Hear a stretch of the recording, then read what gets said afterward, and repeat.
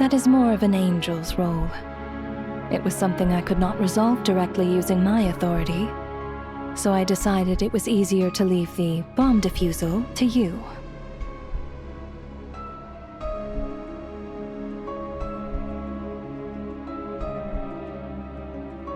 Meanwhile, of course, their presence caused the souls of other members of your party to return to the ley lines each night. From where I stand, that was killing two birds with one stone.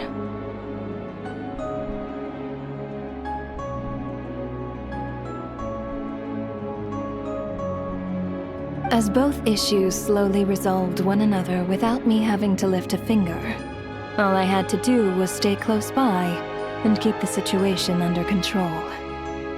Then use my authority to wrap things up at the end.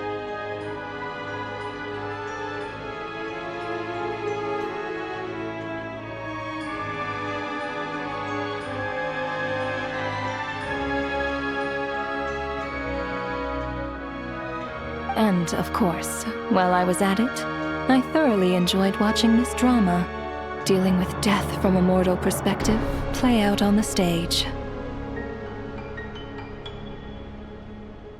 Sounds like you had it all figured out, Grim Reaper.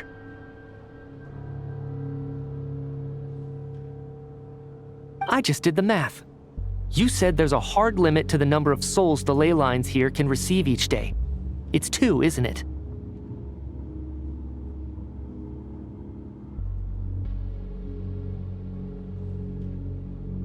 That much is obvious, even to a fool.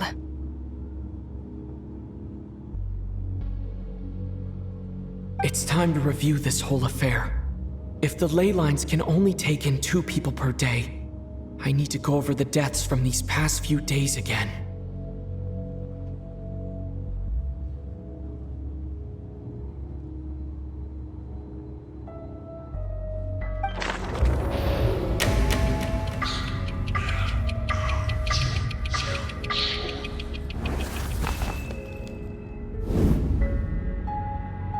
Looking back now, none of us had the faintest idea at the time.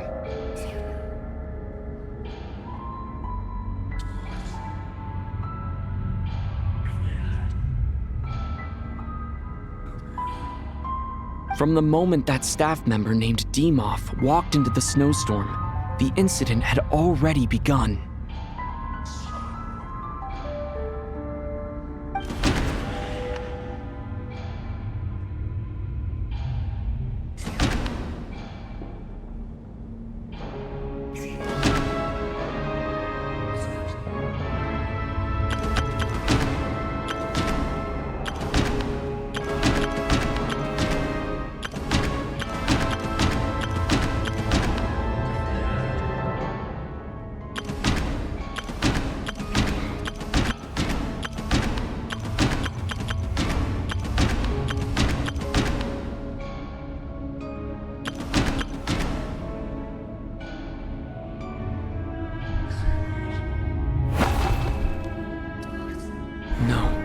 Let me go over this again.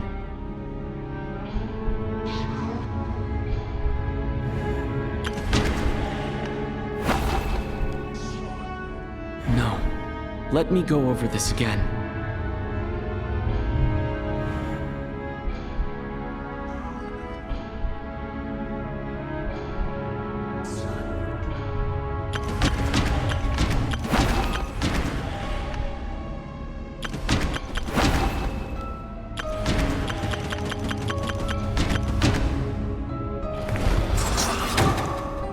Alosha was the second to walk into the snowstorm after Demoff to investigate. During this process, the ruler of death assumed his identity, making him one of the victims.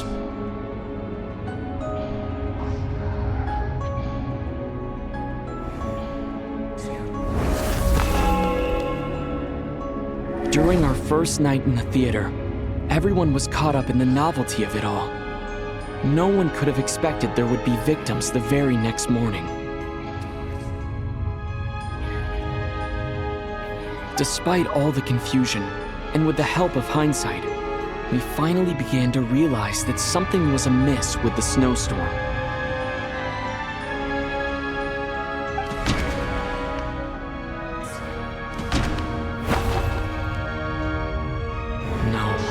let me go over this again.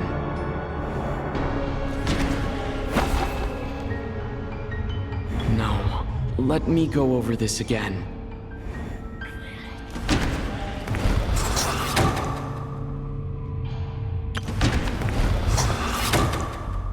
The ley lines devoured Torgov and Sobolova on the first night. At the time, we thought this might be a murder case connected to Lelik.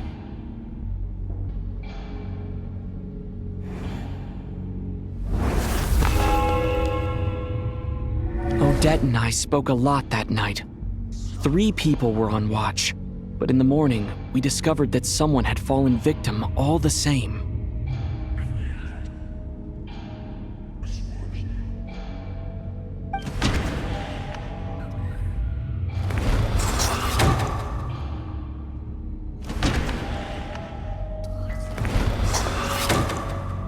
The deaths of Kulish and Rampana caused everyone to stop suspecting Lelik.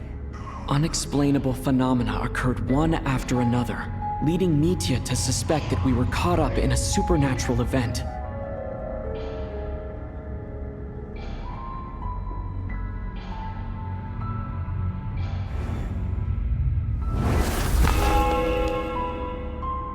Later, we discovered that there seemed to be an extra person among us, and subsequently discovered the existence of the deceased.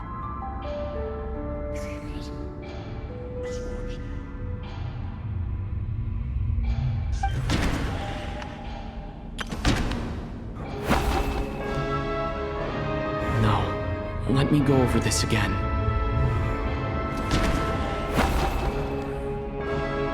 No, let me go over this again.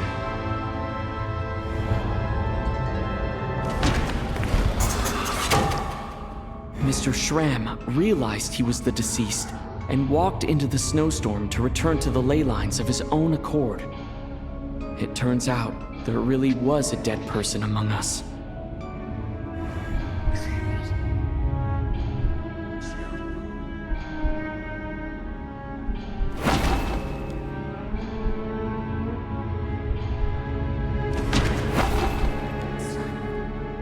No, let me go over this again.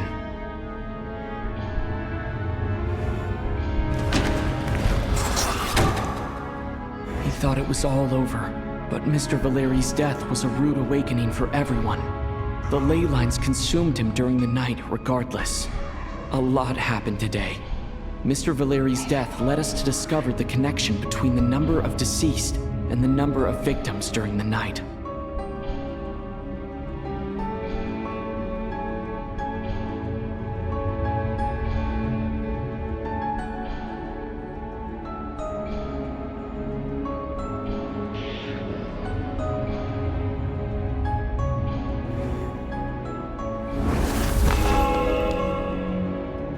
The fact that there was more than one deceased seemed to bring us back to square one. Odette revealed some information she had been keeping to herself.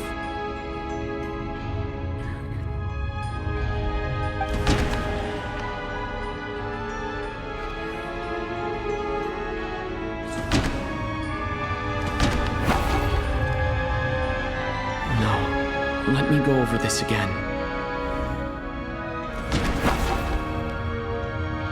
Although Mitya did indeed walk into the snowstorm that day, he returned from the ley lines with the help of Vodyanitsa's Requiem. The void in the ley lines hasn't been filled, so let's rule out Mitya for now.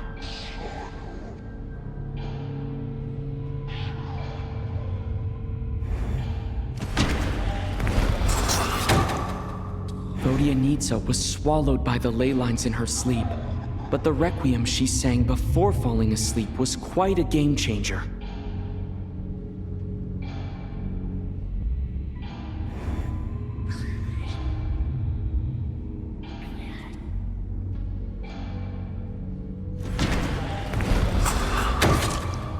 As it happened, Patashka filled the void left by Mitya's return from the ley lines by walking into the snowstorm this morning. The girl I thought was child sister Tonya turned out to be another of the theater's deceased.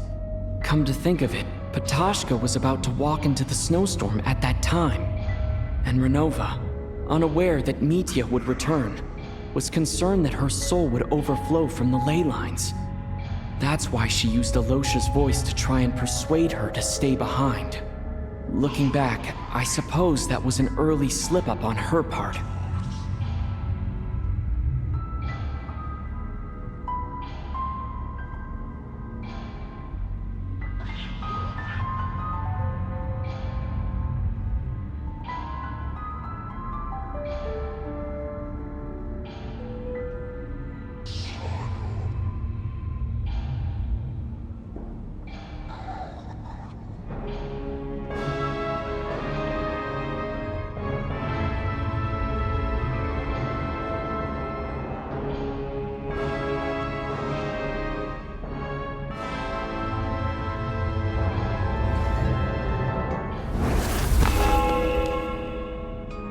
No one could have expected anyone who walked into the snowstorm to return.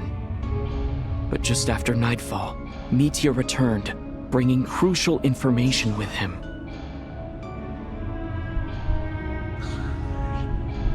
Various truths began to surface, including that all of us were already dead and that the ruler of death was here among us.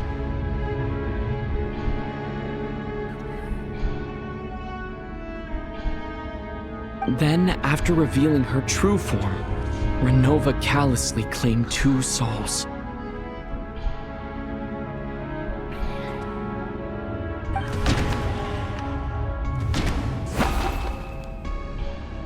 No, let me go over this again.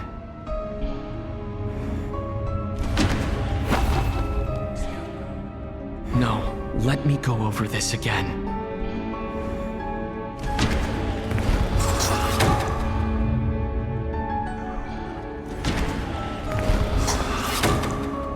In fact, everyone was already dead by the time we took the photo.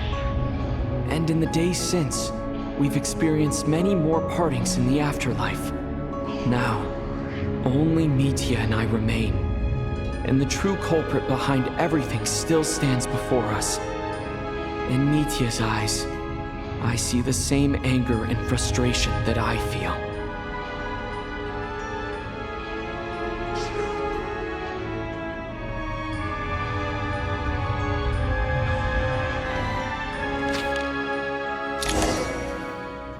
That covers everything.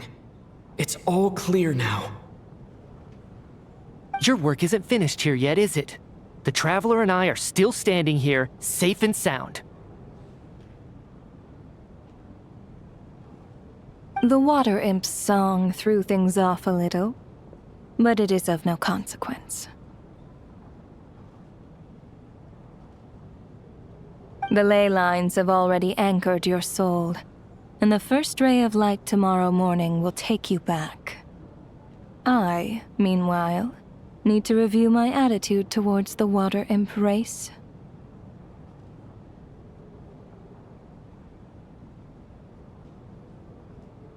So the reunion in the night that Vodyanitsa mentioned, I suppose that was never meant to be a permanent reunion.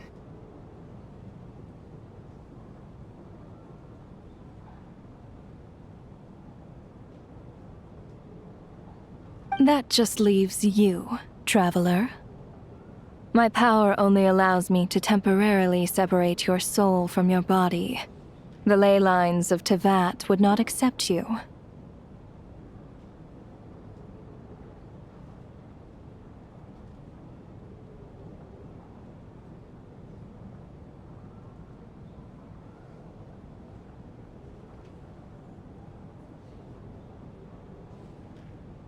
And your soul is firmly anchored to your body by your will.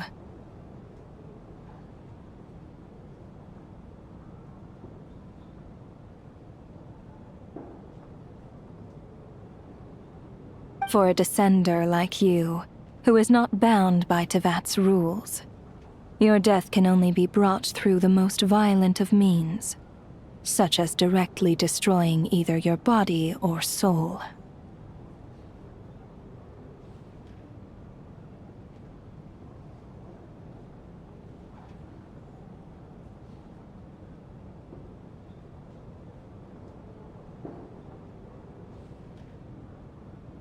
I have no interest in involving myself with Descenders. For now. Although, this may change if Asmodee remains missing, or you insist on interfering with our affairs.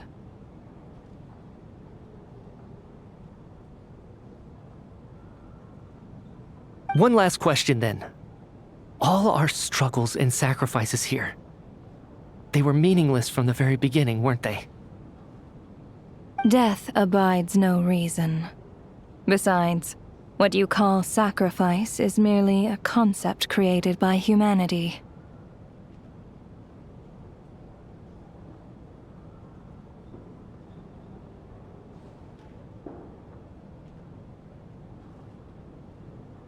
To me, it is nothing more than a self-indulgent charade in the face of death. Mere mortals fantasizing that their actions could reclaim something from my grasp. A truly laughable idea.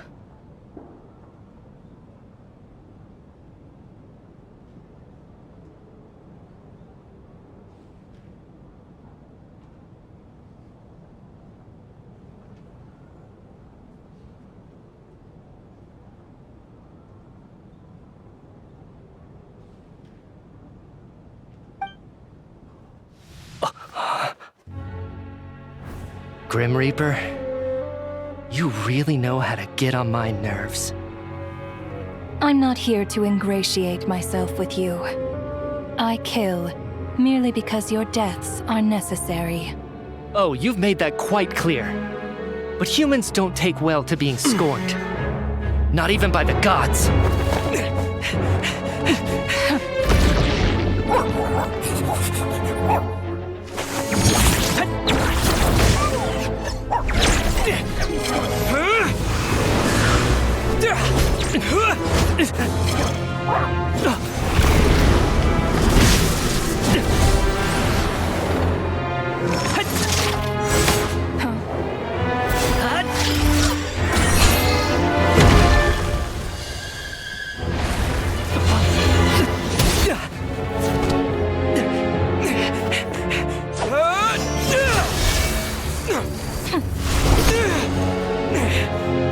This is futile. You must know that you are powerless against me in my own domain. I suggest that you save your strength. For what? Maybe we can't change it. But if nothing else, we can at least teach you to have some respect for the dead. Audacious.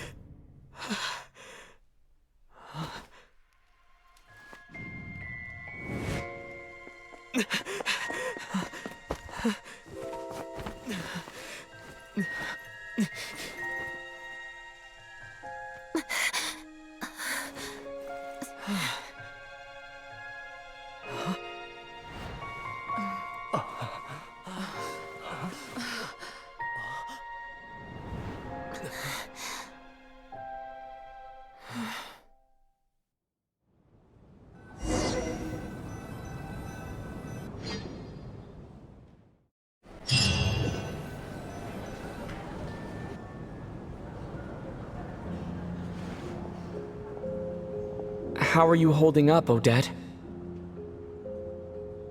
What happened to me?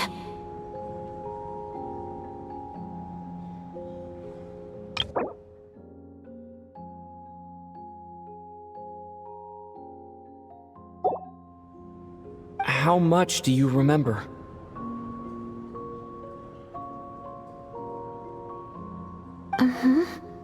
What do you mean? Is the performance over? I can't seem to recall what happened.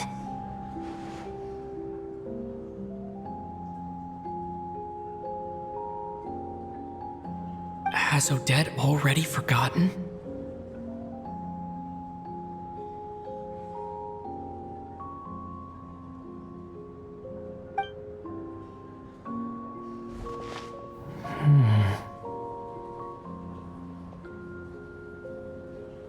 Mitya?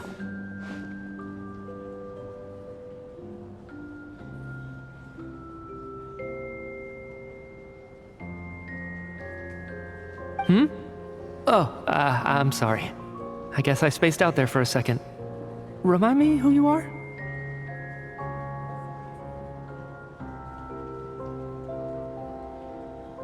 Don't you remember anything?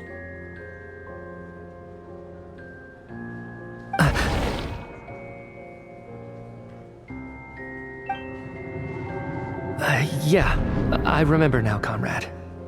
Looks like we guessed right.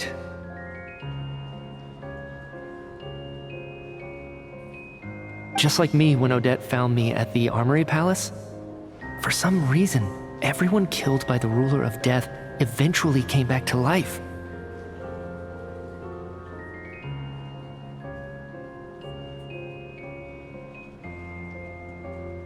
Just with one catch. They forgot what happened while they were dead. Odette and the others have already forgotten everything. Why were you able to remember this time?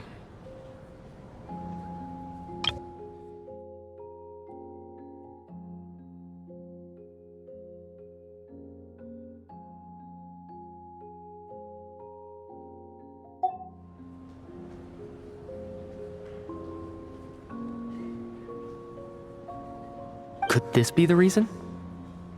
You said this is the ruler of death's symbol, right?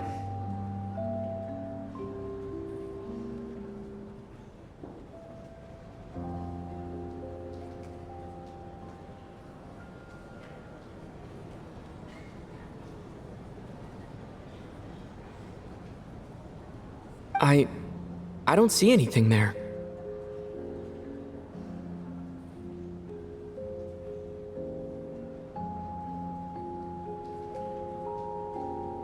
You don't? Huh. Okay, I guess that makes sense. I carved this into my hand in the afterlife, so it's not visible in the physical world.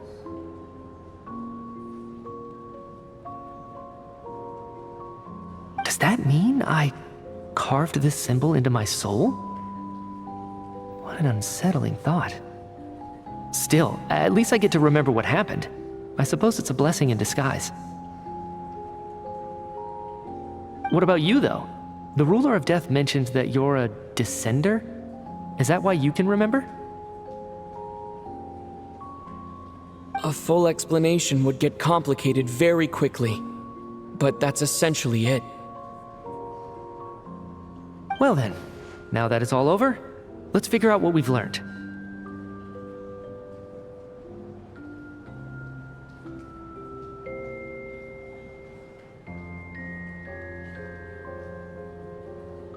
The first thing I notice is that everything here is precisely as we left it, right before our deaths.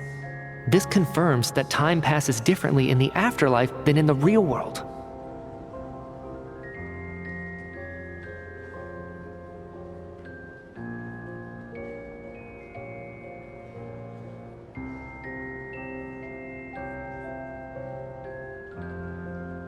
They say that right before death, time slows down and your whole life flashes before your eyes.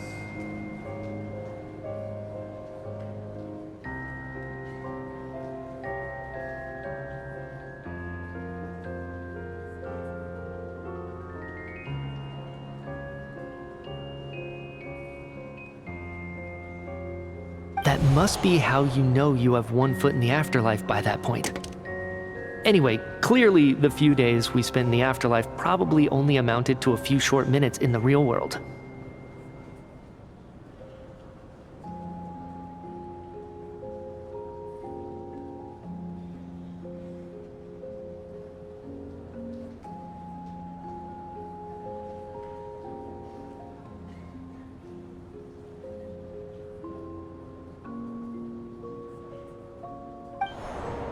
this also aligns with previous reports of widespread temporary memory loss among the Armory Palace personnel.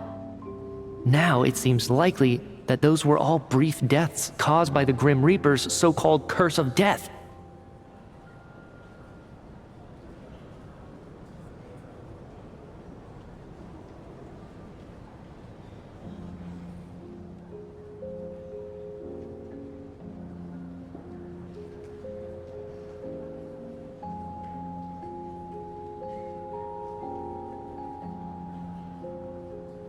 To those unaware of the truth, dying and coming back to life must feel similar to a short bout of catatonia.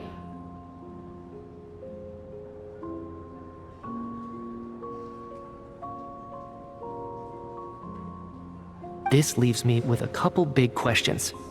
What are the conditions that trigger this so-called curse of death? And why are we resurrected after we die?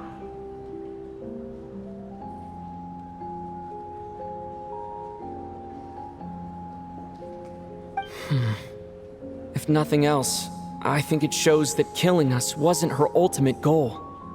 We still don't know her true reasons for subjecting us to death.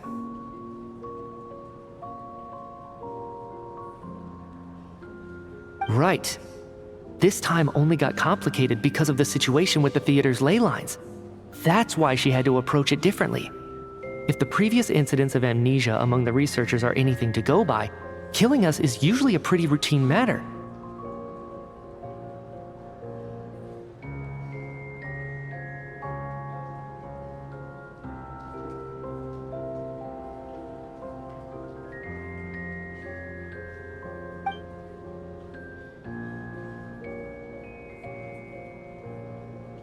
Come to think of it, wasn't I about to note something down before I died? I can't remember what it was, but I think it was something related to my research project.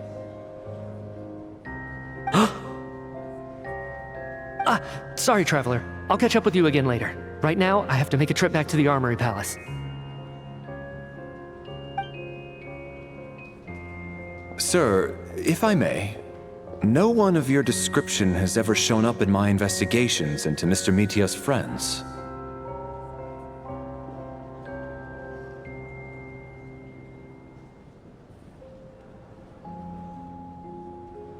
Yet, you two seem very familiar with each other. Could you perhaps tell me where he was in such a rush to get to?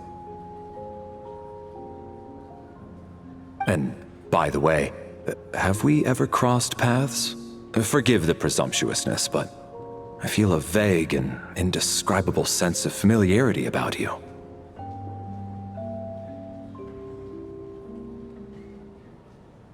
I can explain everything. Could you help me gather everyone in the theater in one place?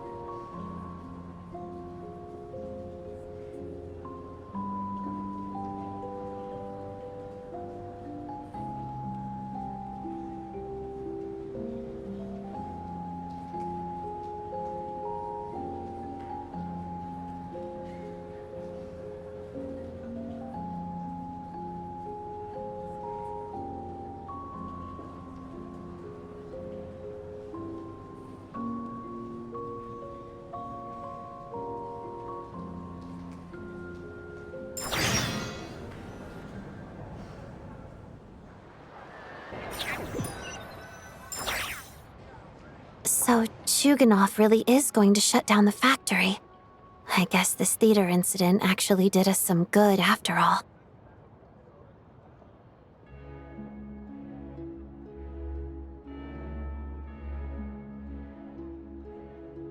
So, you said I promised to take you to the Armory Palace while we were in the afterlife, yes? I believe you. I think I even have a vague memory of it.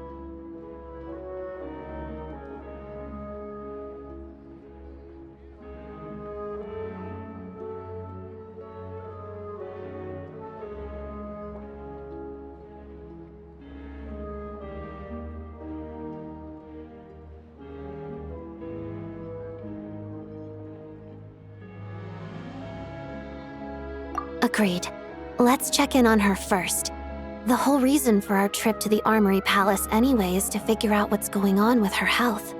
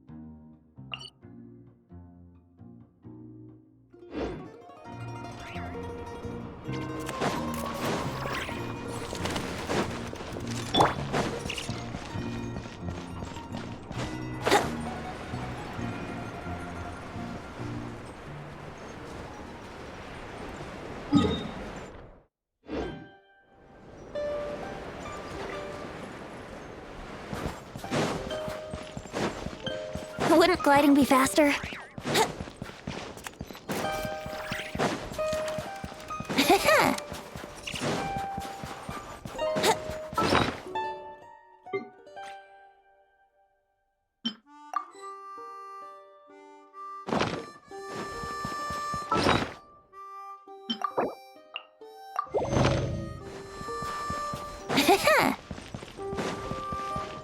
Wouldn't gliding be faster?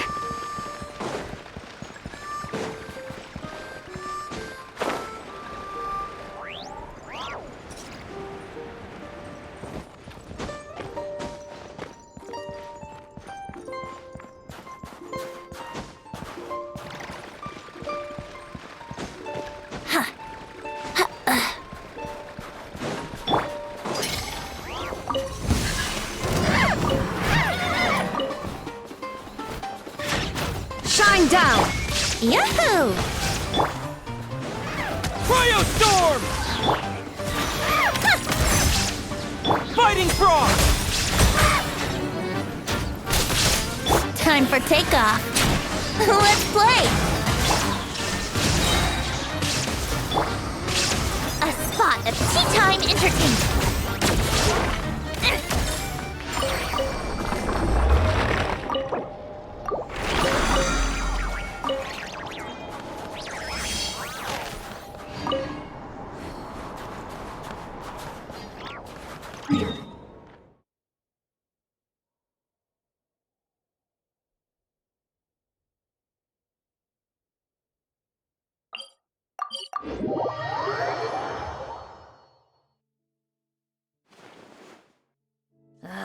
Time for more snow, damselettes.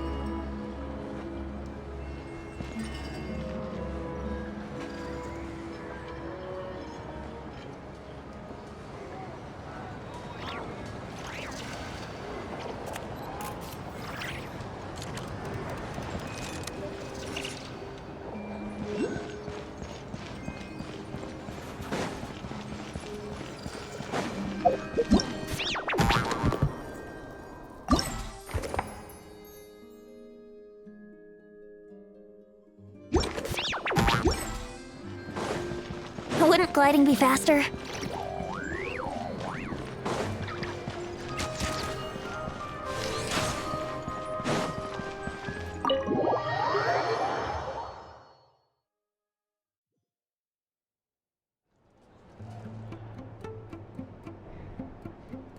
I'm finally back, even though a long time has passed from my perspective.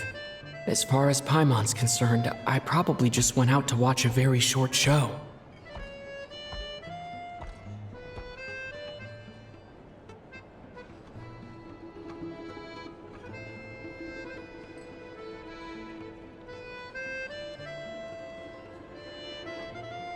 I should keep my emotions in check when I see Paimon again, or it'll seem weird.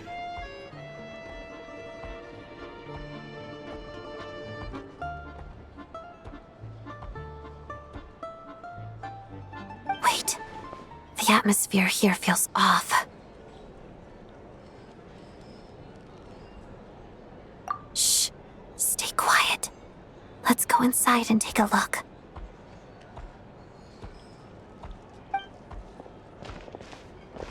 Have we still not been able to notify Child yet? We need new orders. What if that person comes back again?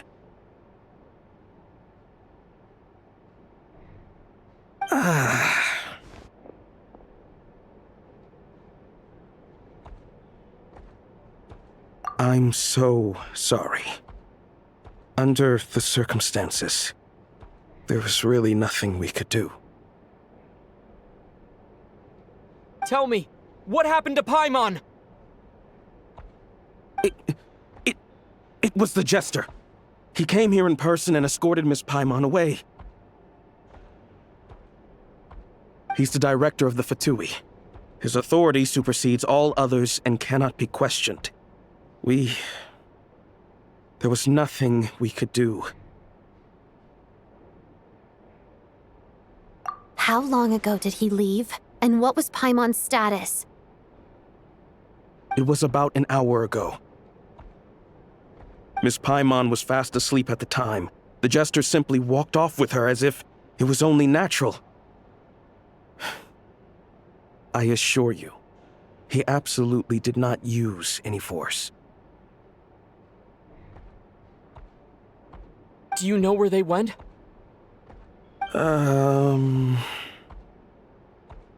The Armory Palace, most likely.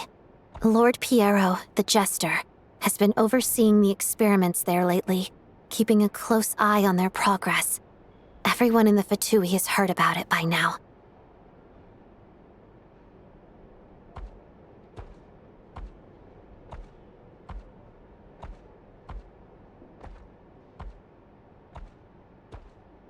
I'm surprised he came in person. Whatever his reason for taking Paimon, he'll most likely return to the Armory Palace first, which is exactly where we were headed anyway.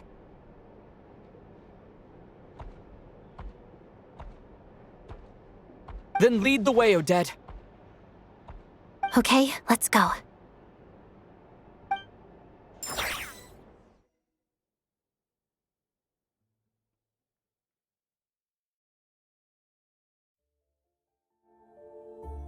It's just up ahead. Quick, let's get inside. No, I'll go alone. You know I'm planning to force my way in. You're with the Fatui, so you should stay outside.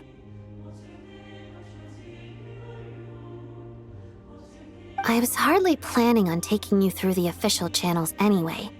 I'm here to force my way in, just like you. I may be a Fatus, but I'm also Lelik, enemy of Project Stuja.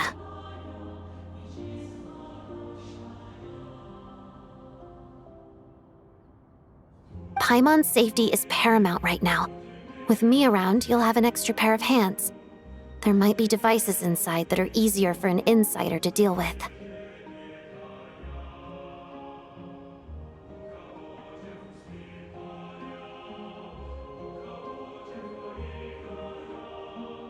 If you say so. Let's go. There's no time to hesitate.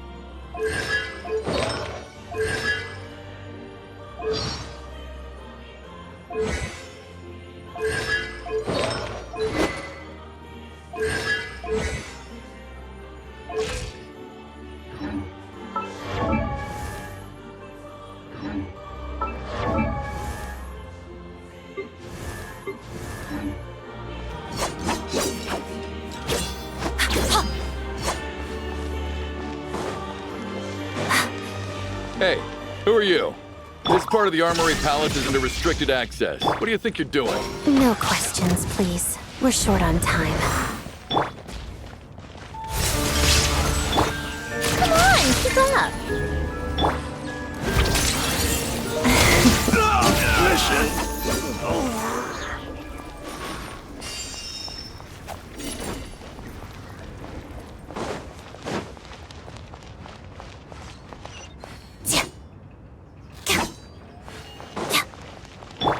Think you can get away? Cryo Storm! Fighting Frog! Take a break? Witness the snow swan's grace. Hard together.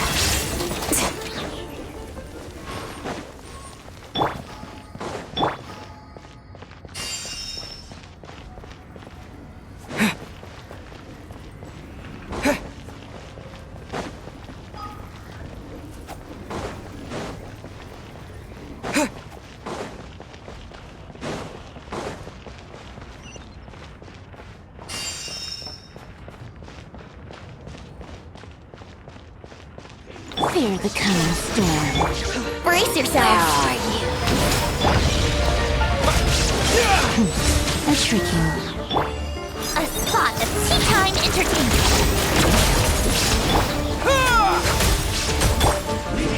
Now you shall perish! Your sin denounced. Shine down! Let's begin. Walks of the snowflakes. Your prayers go unheard. The mirror shatters.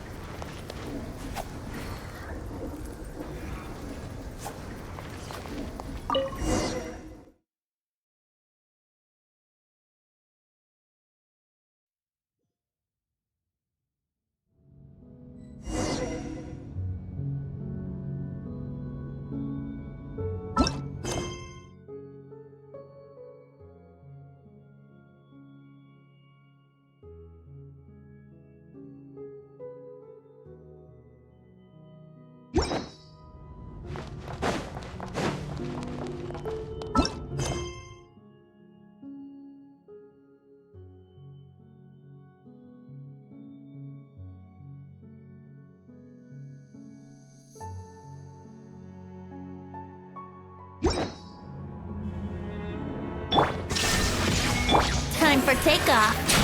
Yahoo! Do you have a pass? Where are you coming from? So, you're intruders, huh? Don't blame me for what happens next!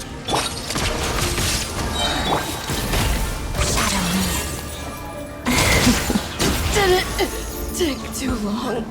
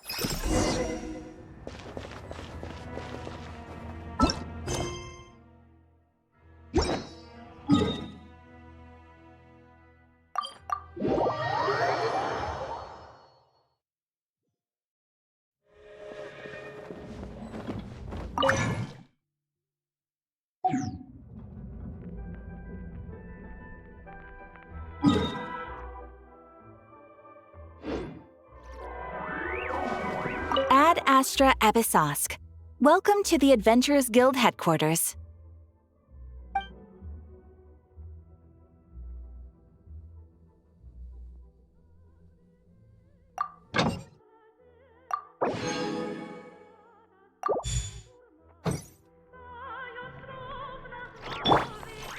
Welcome to the Adventurers Guild, my lady. Is there something I can help you with?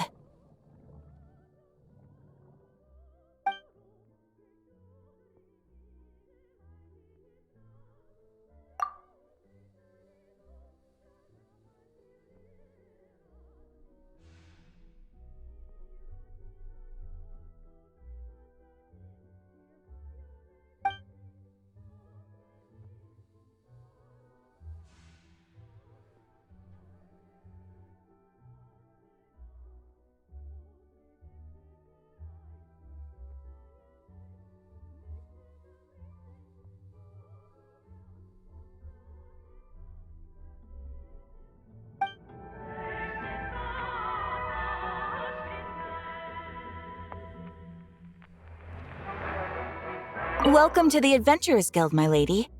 Is there something I can help you with?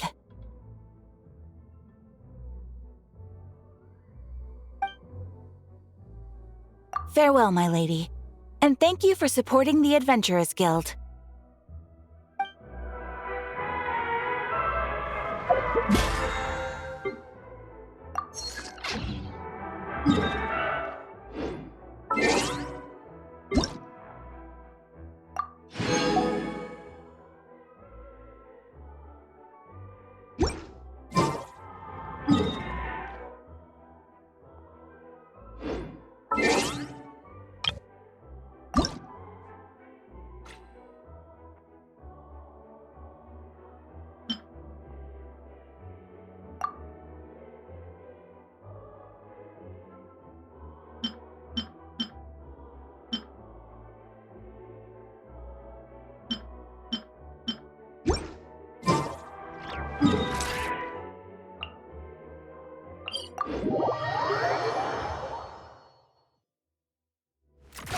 Keep up.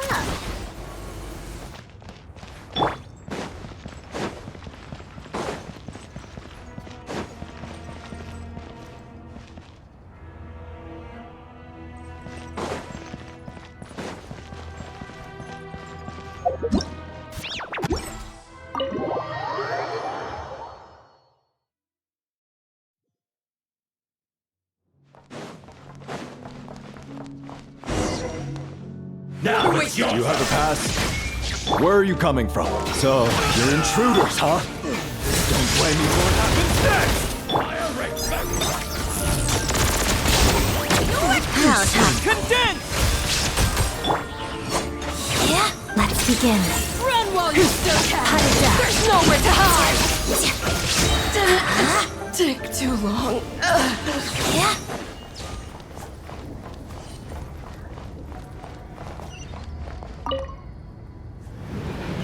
The Armory Palace is hidden this deep in? This place is much bigger than I imagined. They're conducting top-secret research after all. The deeper it's hidden, the better, is standard Fatui logic.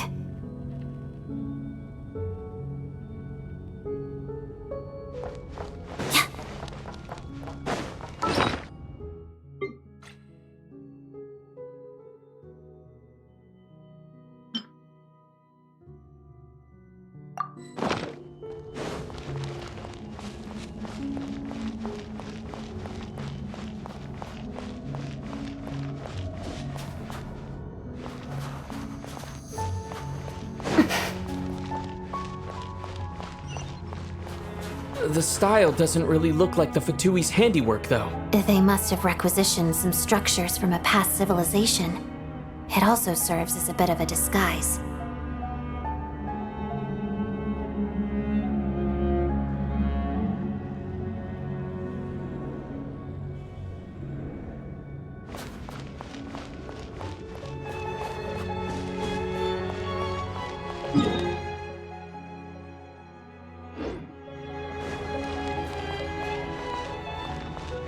Looks like we're in for a tough fight.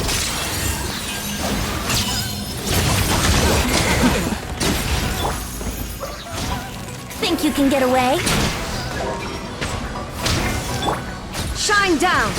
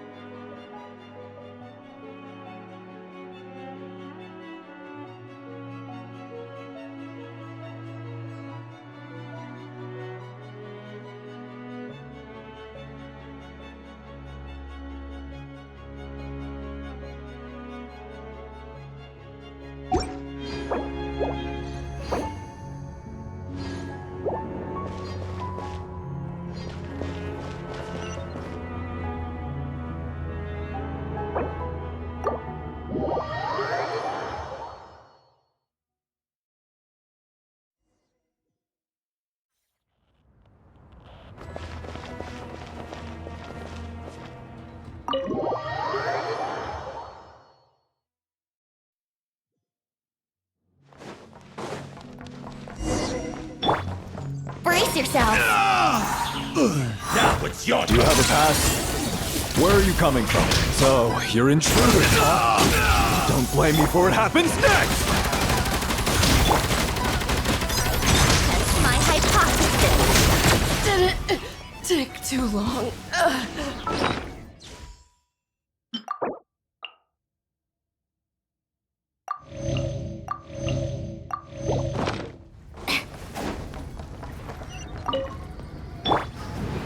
The Armory Palace is hidden this deep in? This place is much bigger than I imagined. They're conducting top-secret research after all.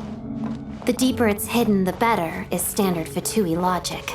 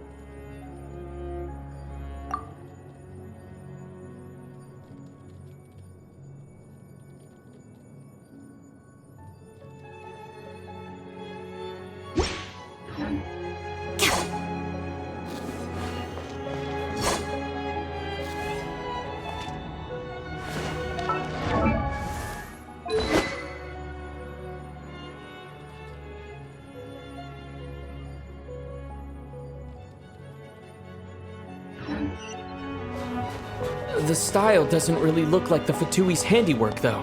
They must have requisitioned some structures from a past civilization.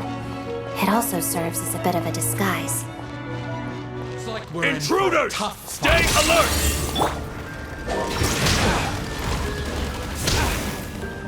Time for takeoff. Take a break. Brace yourselves.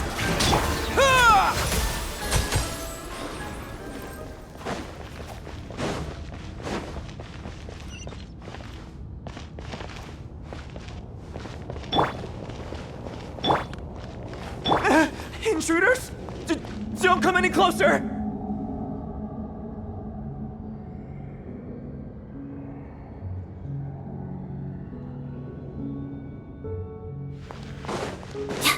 Just what are you guys trying to do here?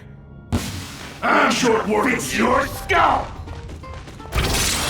Crystalline Adagio. Parada. Here we go! How tiresome. Encase!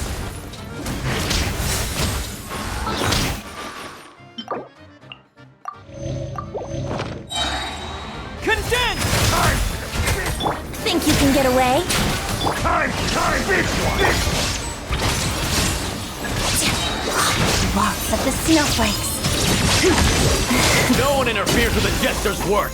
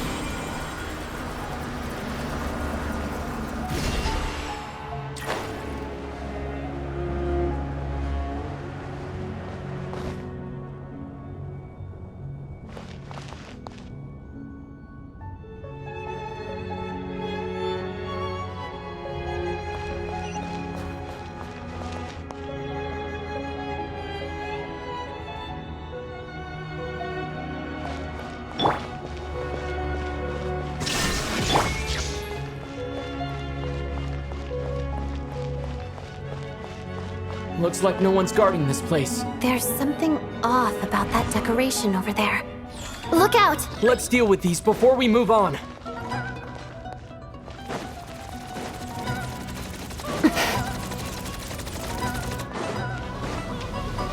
Shadow me. A spot of tea time entertainment.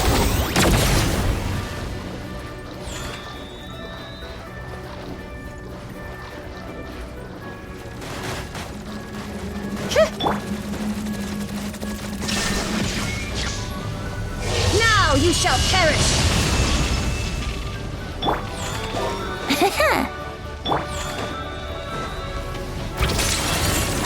Parada.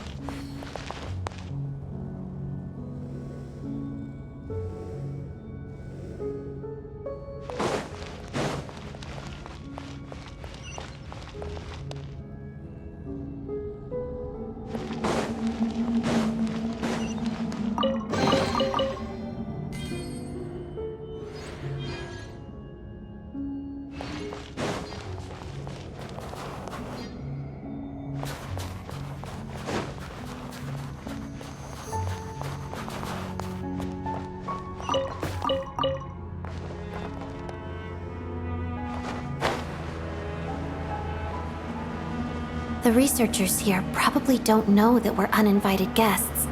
Let's try not to hurt them. What's the big star from the theater doing here? That's Miss Odette. She's a member of the Fatui. Don't tell me you didn't know that.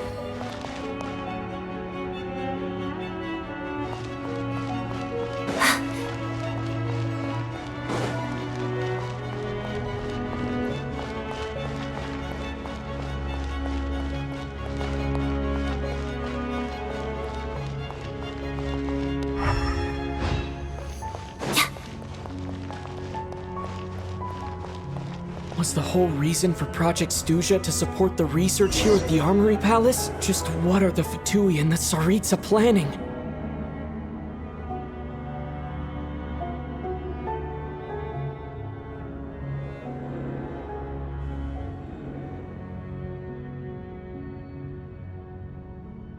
Together.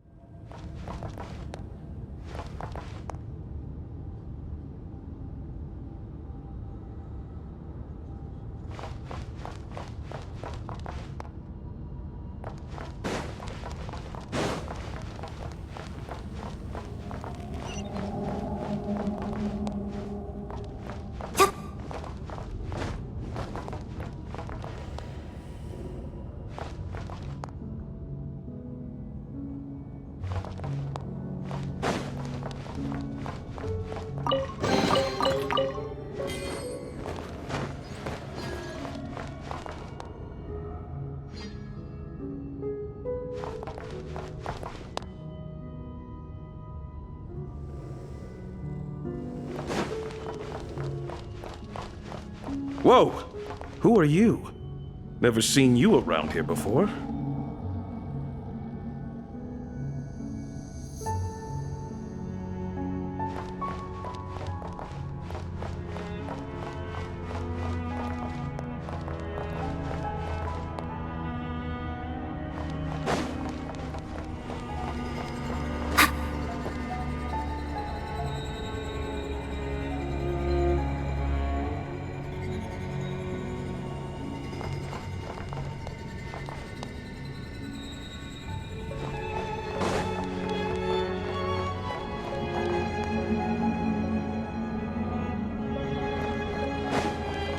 Looks like there's no way through here. Maybe using the power of this prism could help?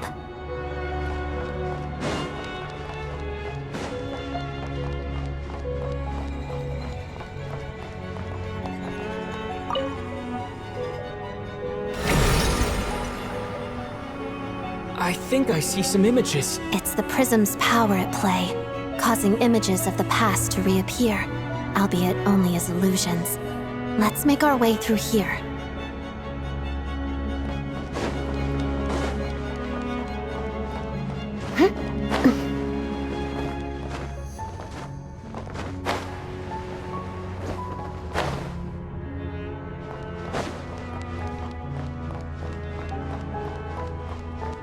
Paimon. And the Jester. Is this another scene from the past? Yes. It looks quite old, though. I don't think it happened in the recent past.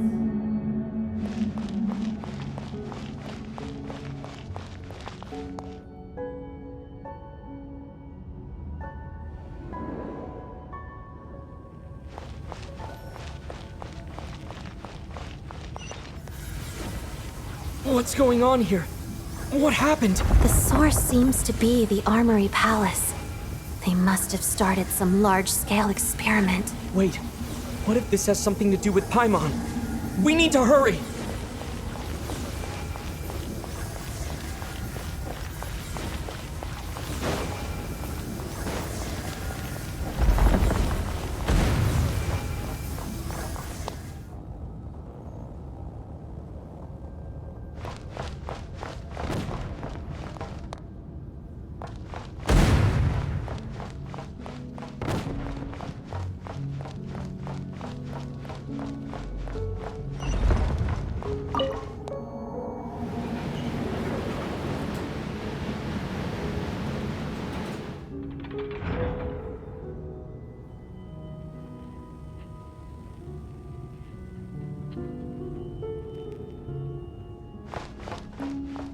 We're almost there.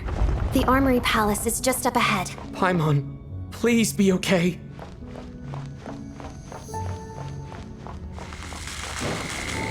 Let's begin. Harada. Mission! Let's play! Witness the snow swan's grace. Come on, keep up. Take a break. Fighting frog! Brace yourselves. Ah! Time for takeoff.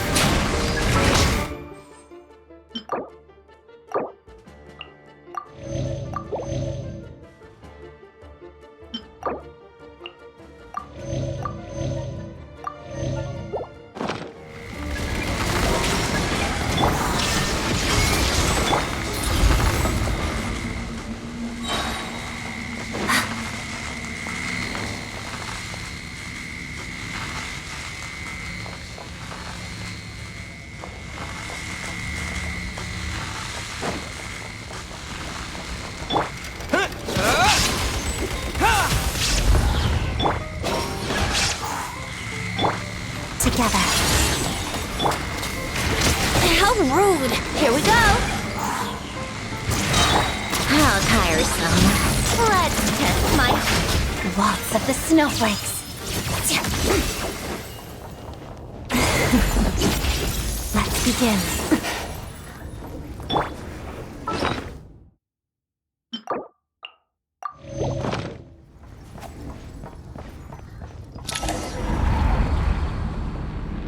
What's going on? Wait, I remember this feeling.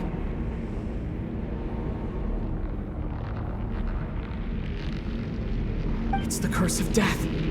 No, no, not now. Why is the curse of death striking again already?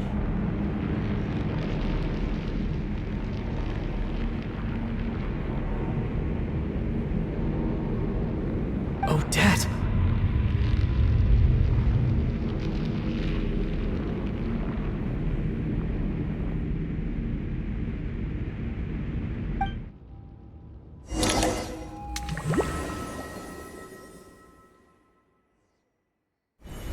Is this the afterlife again? I need to find a way back to reality. Is that Odette's core Ignis? Could that be what just woke me up?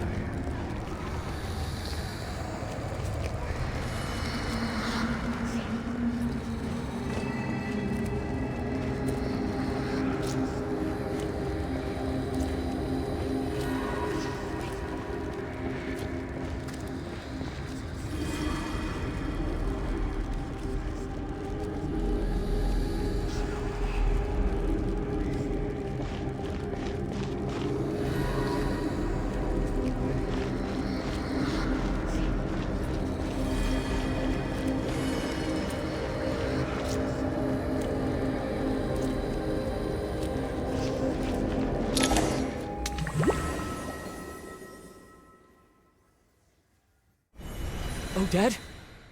Odette!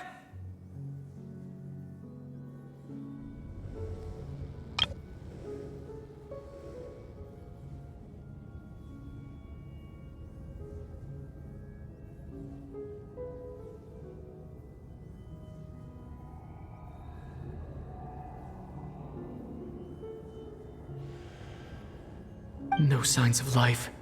But past experience says that she should be resurrected before too long, right?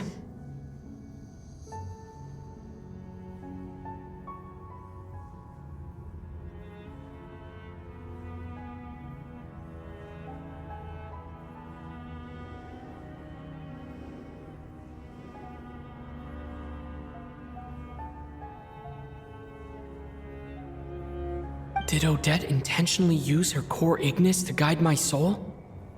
I feel like something similar happened in a dream I had before.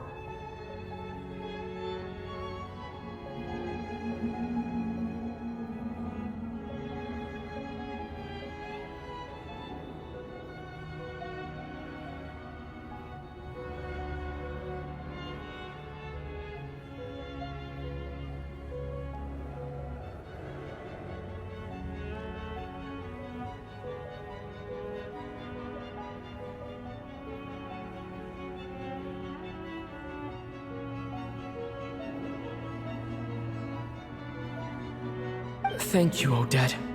If not for you, my soul wouldn't have found its way back to my body so quickly. And I might not have woken up so soon.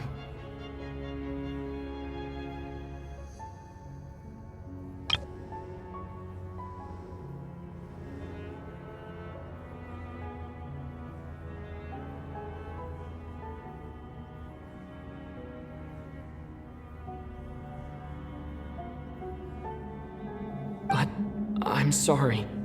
I don't have time to protect you. I have to use the time you bought me to get Paimon back.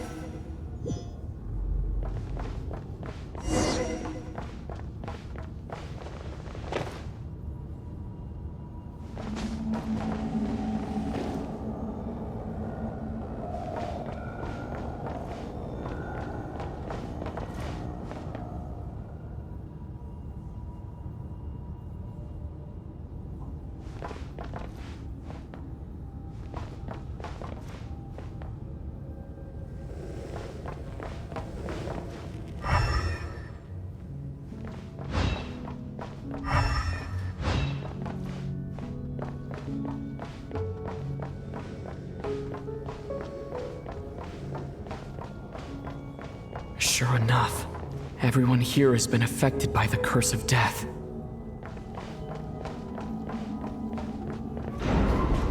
Paimon! Paimon! No, wait. Paimon probably didn't escape Renova's curse either. She won't be able to respond to me right now. I'll have to find her myself.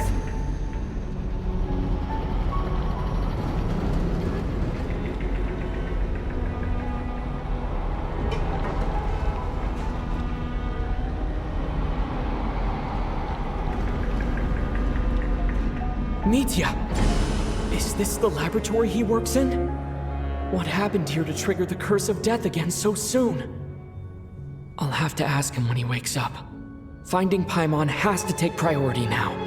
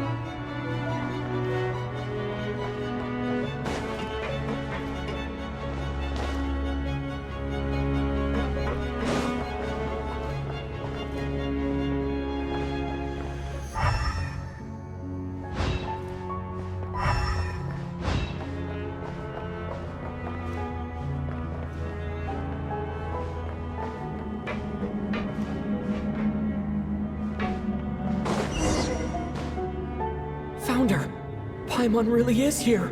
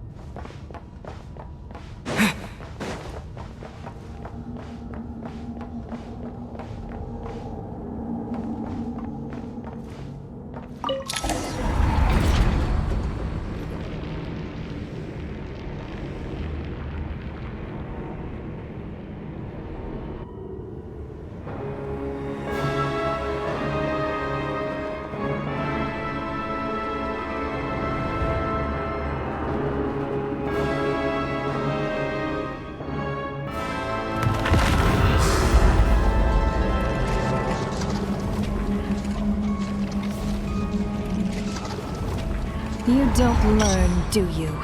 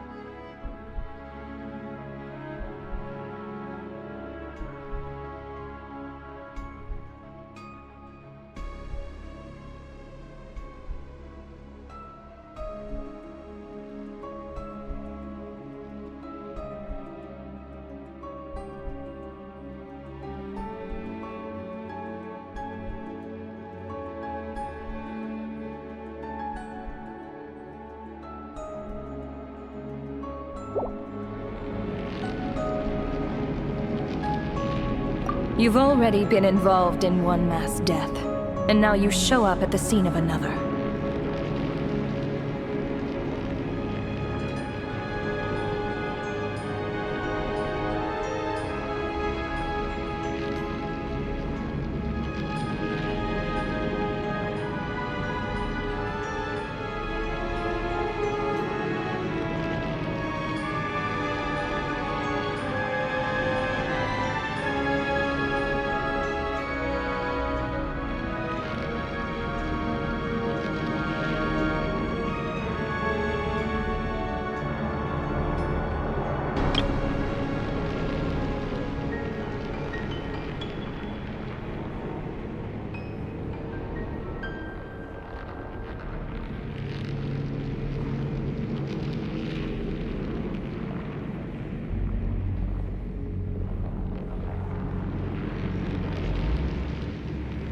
This might have passed for a coincidence the first time, but a second time? Am I to assume you are intentionally interfering in Snezhnaya's affairs?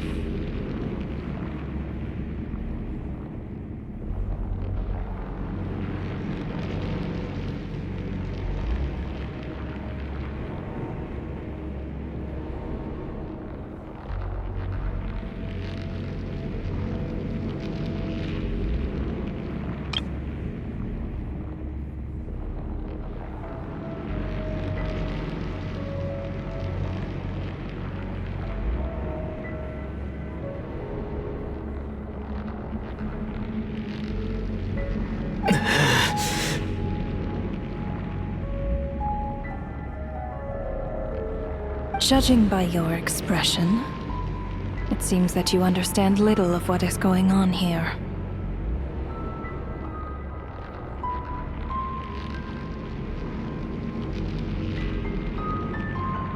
In that case, a word to the wise. Do not interfere in Snezhnaya's affairs.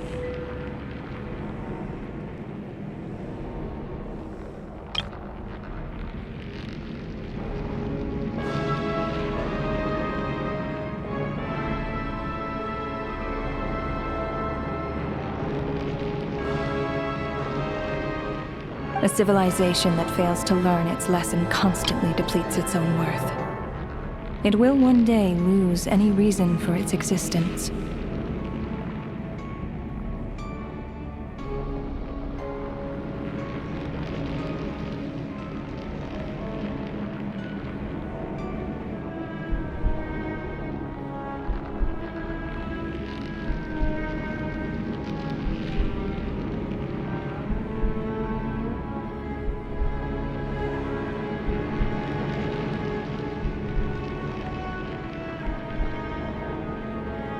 And as a descender, you are perfectly suited to be the lifeline to which a dying civilization might desperately cling.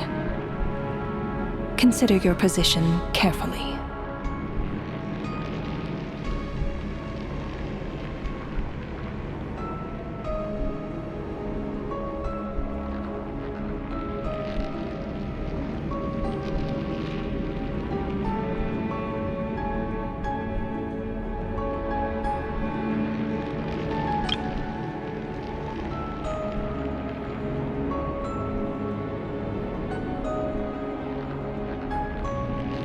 No advice needed.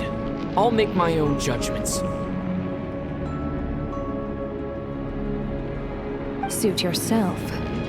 When the day of reckoning arrives, not even a descender can hope to escape unscathed.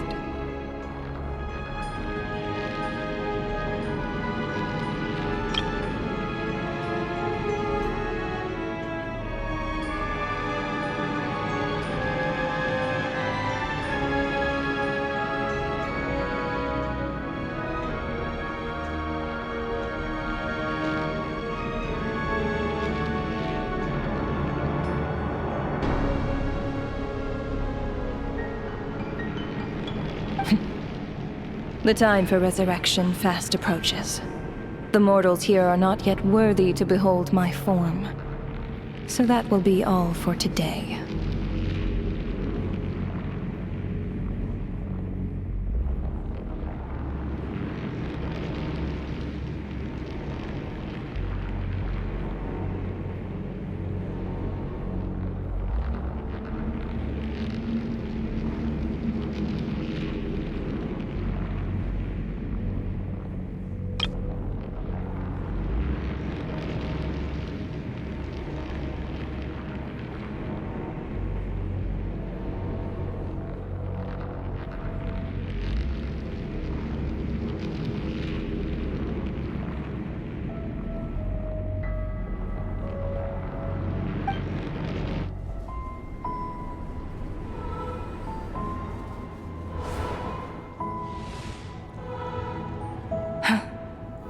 That thing is coming with me.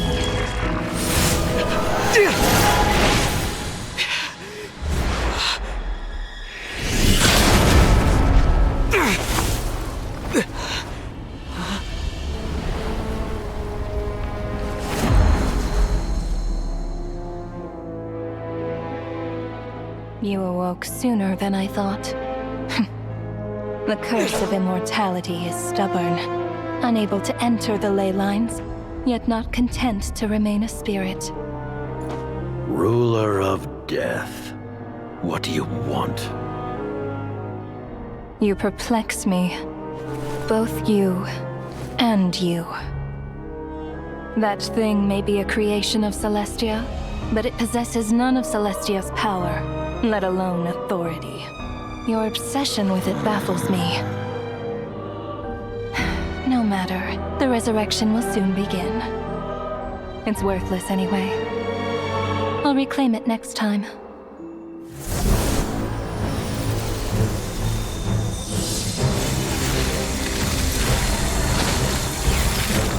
Hey, who says there'll be a next time?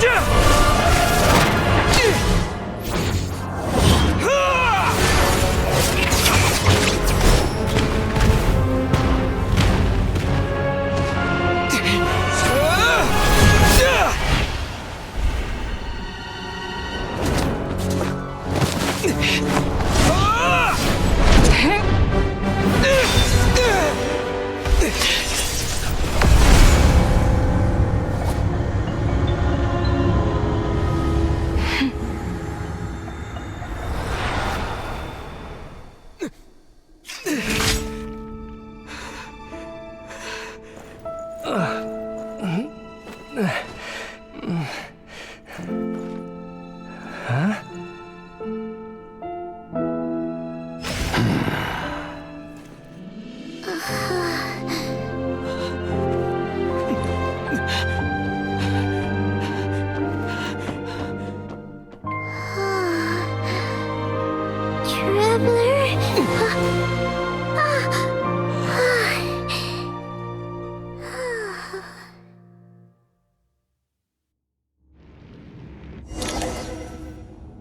I missed you, Paimon.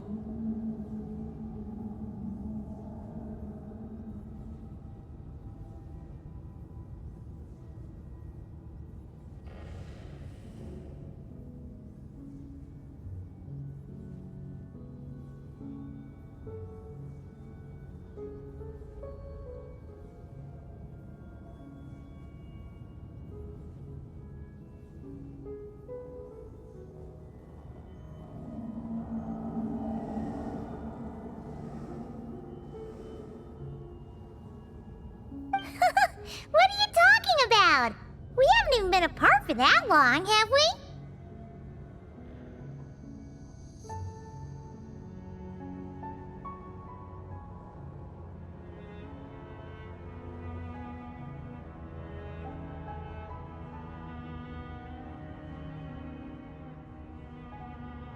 It was different this time. You seem to be in pretty good shape.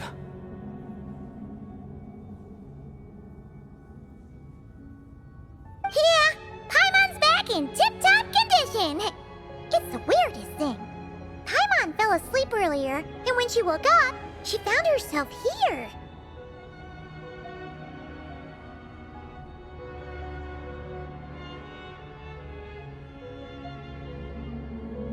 The Jester and that guy talking to him used some kind of energy on Paimon. And she could kind of feel it canceling out that other thing that was making her feel unwell.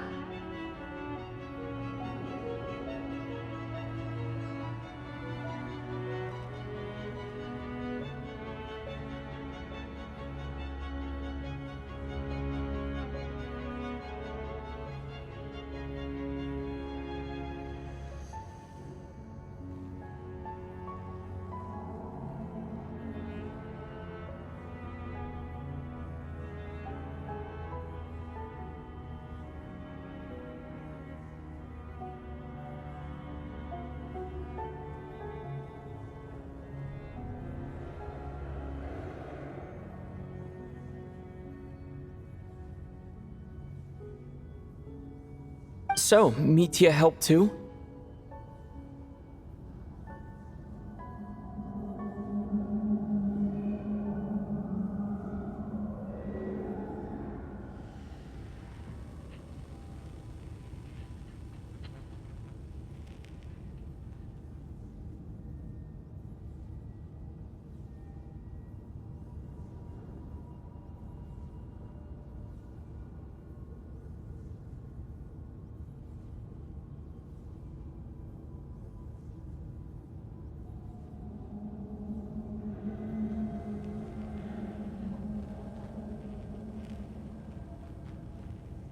Apologies for leaving in such a hurry at the theater earlier.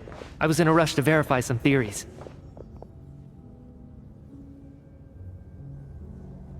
Rest assured that your companion is perfectly safe. We reversed the effects that the experimental energy had on her. The Jester specifically instructed me to do so.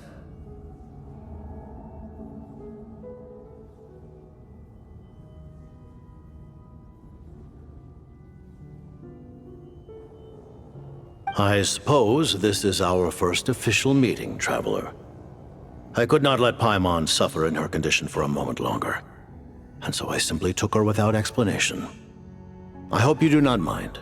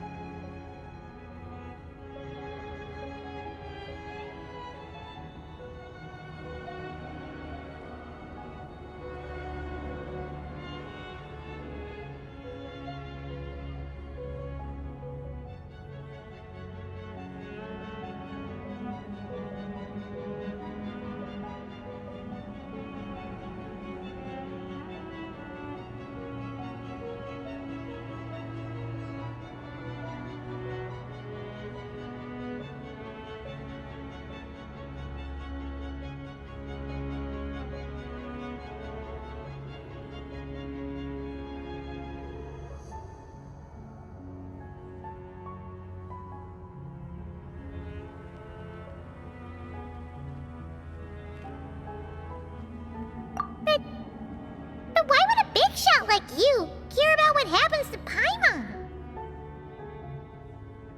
As I said when you first arrived in Snezhnaya, we once spent some time together in the distant past.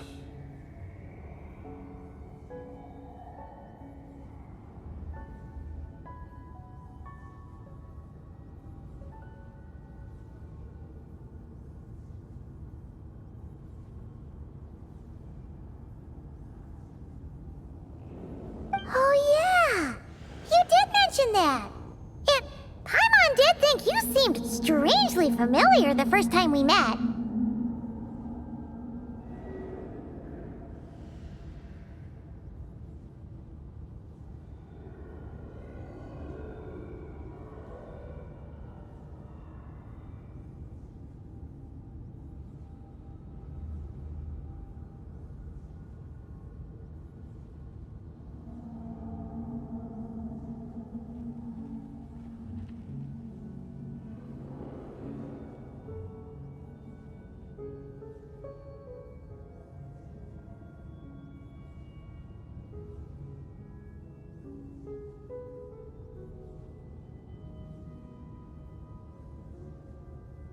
I'm afraid the reminiscing will have to wait.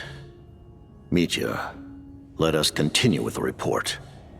What conclusions, if any, did you reach from conducting the final experiment of our energy research ahead of schedule?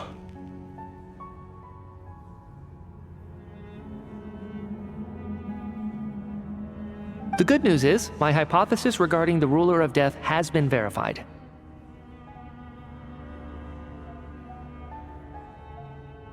As for the bad news, I recommend we suspend the experiments and Project Mistleton until further notice.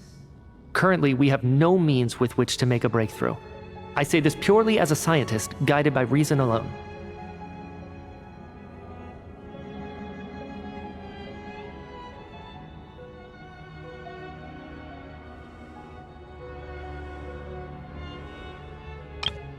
As for the bad news, I recommend we suspend the experiments and Project Mistleton until further notice. Currently, we have no means with which to make a breakthrough. I say this purely as a scientist. As for the bad news, I recommend we suspend the experiments and Project Mistleton until further notice. Currently, we have no means with which to make a breakthrough. I say this purely as a scientist, guided by reason alone. I will trust your judgment. We shall put the project on hold until the ruler of death has been eliminated. Wait, what are you guys talking about? You want to get rid of Renova? Like, how? By killing her?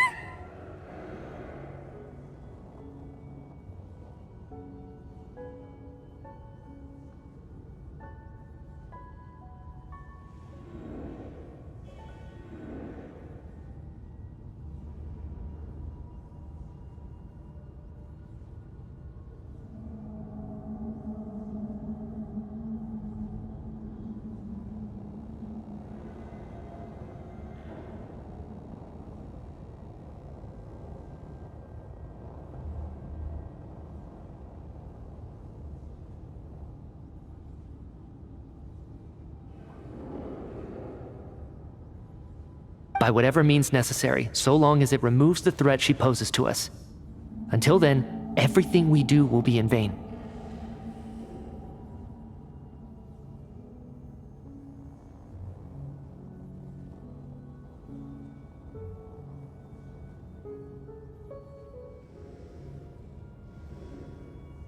After what just happened, I've ascertained Renova's goal, or rather, the trigger condition for the Curse of Death.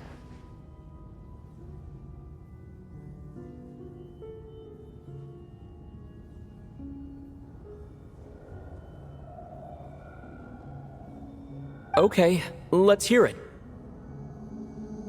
What she's doing is blocking Snezhnaya's technological progress, preventing us from possessing any means with which to threaten the heavenly principles.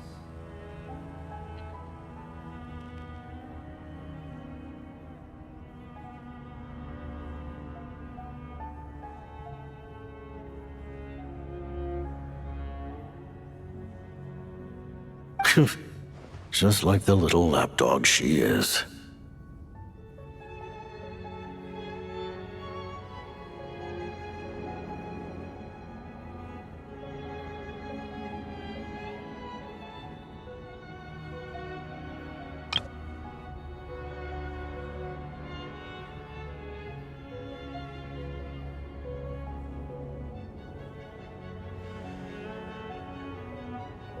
So, any ideas, research, or experiments that lead to technological progress can trigger the curse.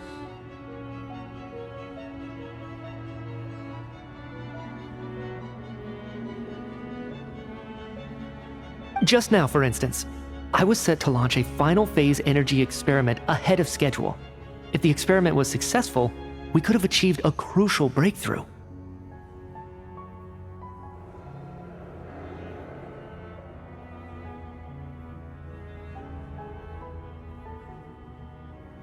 As expected, though, the moment the experiment began, all the researchers, technicians, and witnesses died from the curse.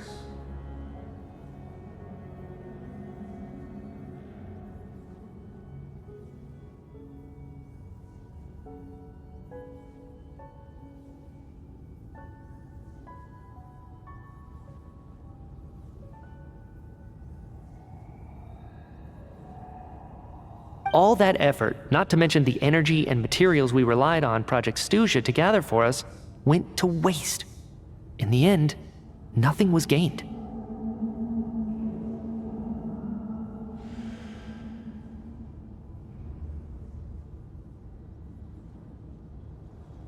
Does that mean something similar happened when we were at the theater?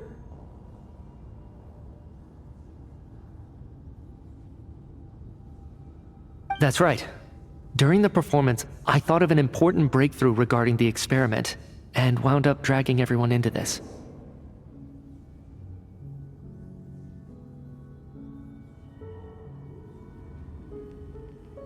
So the nature of the curse seems to be something like, when moments of technological progress occur, all life in the vicinity is taken away.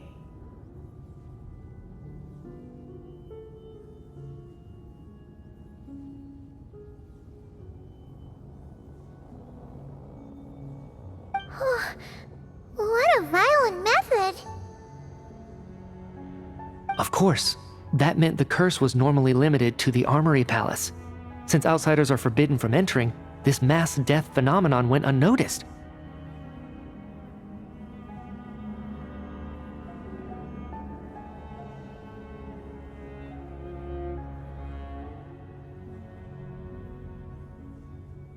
Until Odette came along. I believe she was the first witness. The curse of death was triggered just before she infiltrated the Armory Palace that day. But you mentioned something about a final stage experiment. Doesn't that mean you've actually made some progress? That's right. Even with the gods locking certain key components out of reach, humanity can still advance technology in incremental steps accumulated over time.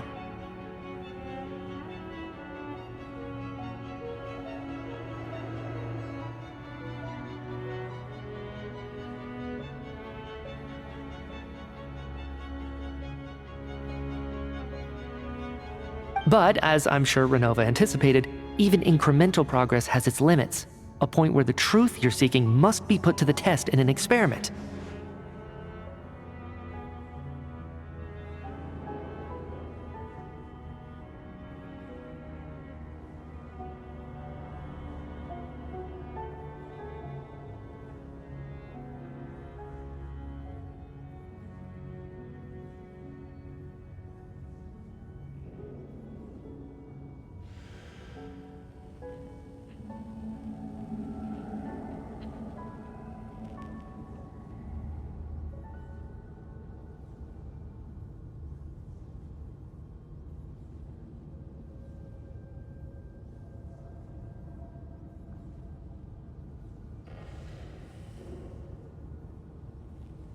You mean the experiment you were just about to do?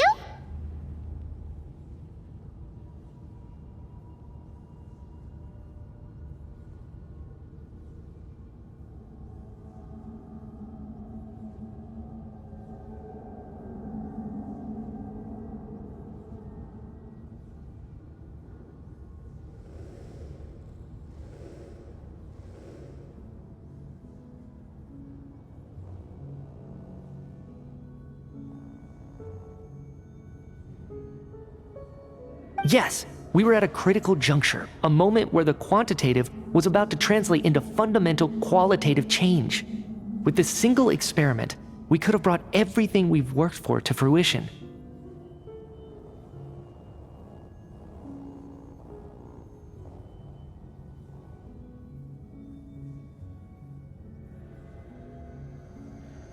But now, after already being forced to fumble around in the dark all this time, it feels like we've truly hit an impenetrable wall.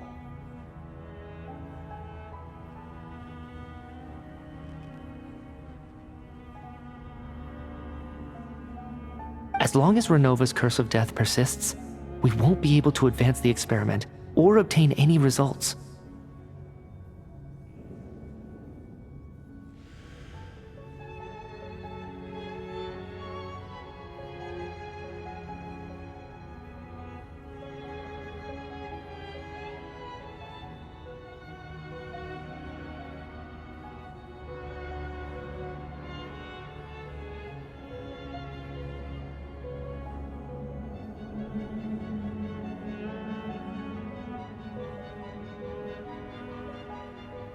And with Project Stuja having been in effect all this time, at our nation's current strength, repeated trial and error is simply unsustainable.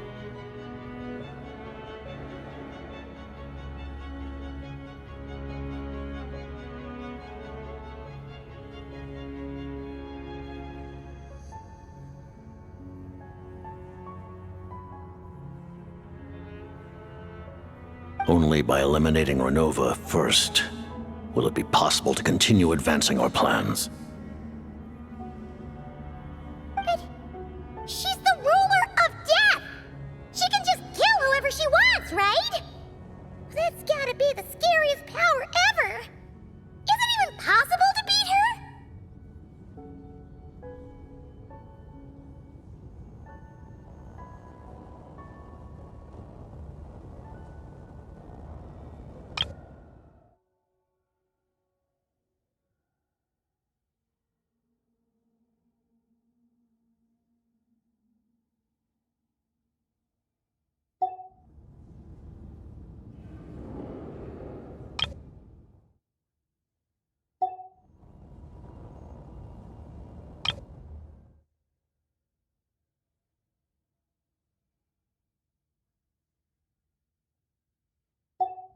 We'll see. But one thing's for sure. She definitely can't just do whatever she wants. The best proof of that is me, standing here, very much alive.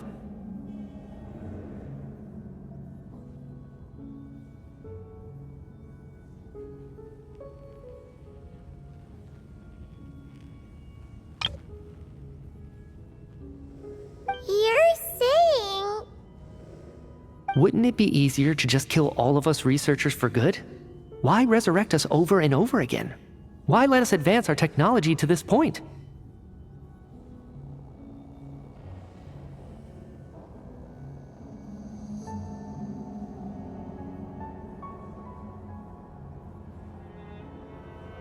So, you're saying even the ruler of death has limitations we don't know about? Exactly. And I think that's where the key to our breakthrough lies.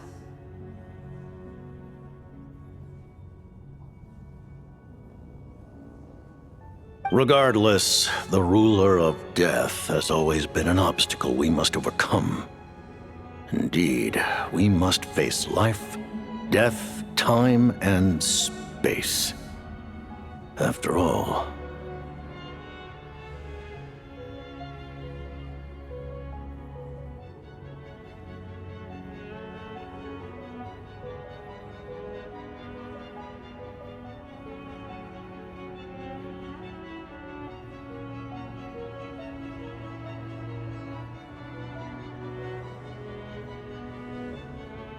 our goal is the heavenly principles.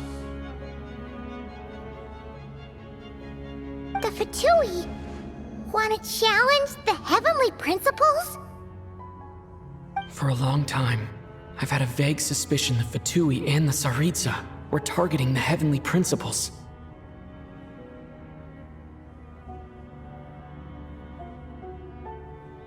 but hearing the Jester admit it is still a shock. No wonder the Tsaritsa's goal has always been kept a secret from the people.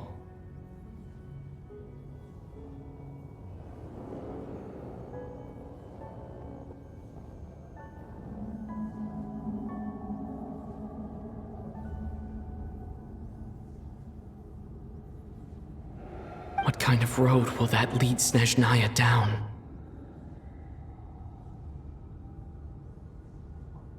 In that case... Lord Jester, I would like to request some leave. I'd like some time to organize my thoughts and go over the data.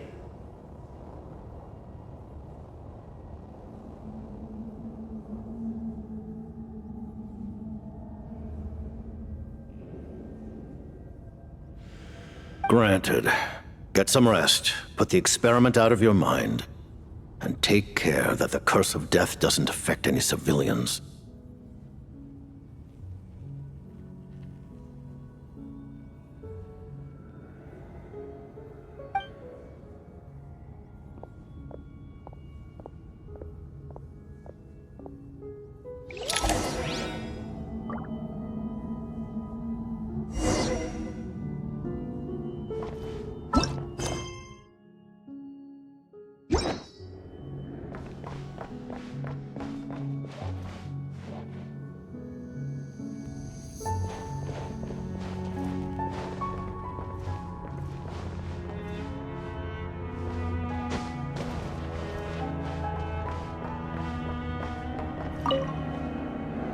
While there is yet time, allow me to offer you my hospitality, honored guest of Snezhnaya.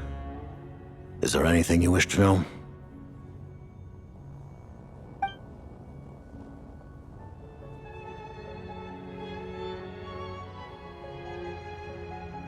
I remember hearing the term Mistleton from Columbina.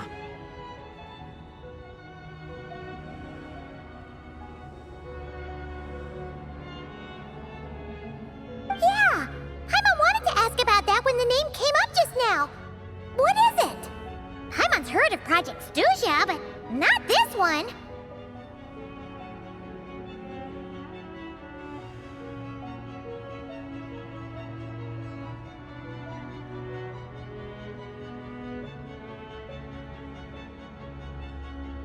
As you know, Project Stuja is a series of measures enacted to consolidate our nation's resources, the greater purpose of which is to serve Project Mistleton.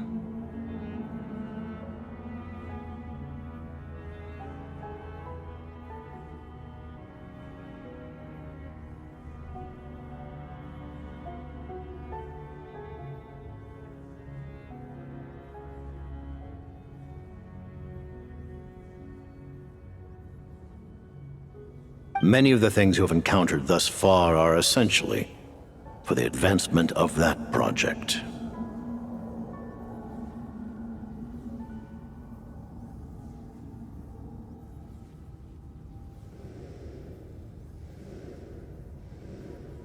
This includes the Kuvaki Experimental Design Bureau in Notdry. Researching Kuvaki was merely a facade. Its core objective was to use local resources and research findings to build Mistleton itself.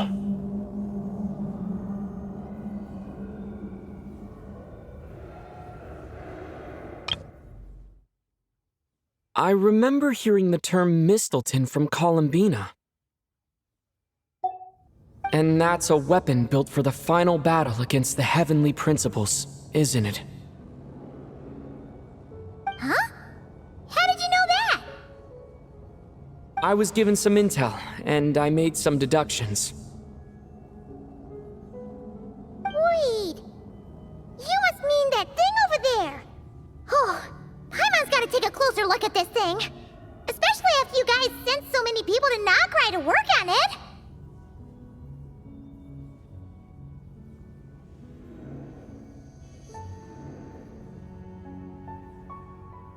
Kuvaki alone will not break through Celestia's defenses, let alone challenge the heavenly principles.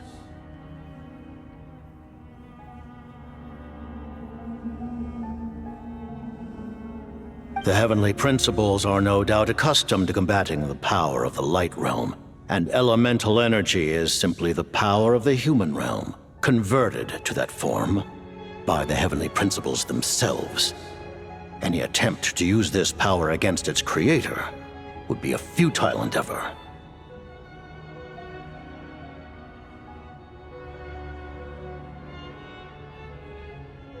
For now, therefore, we have set our sights on the form of energy associated with the third descender and the stellar linchpins.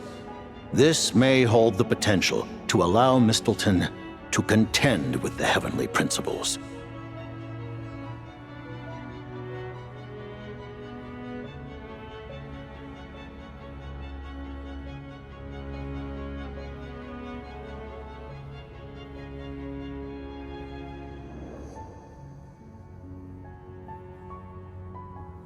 You could say that by reverse engineering the stellar linchpins to extract the energy within, we have obtained a source of anti-Celestia energy.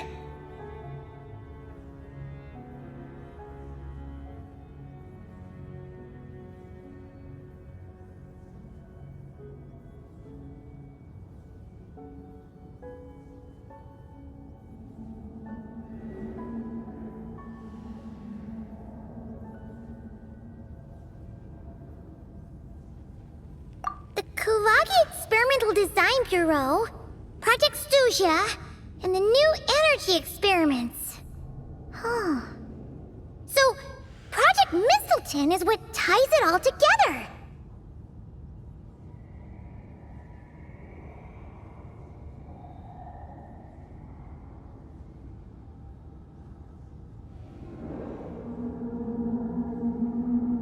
And it looks like your plan is almost complete.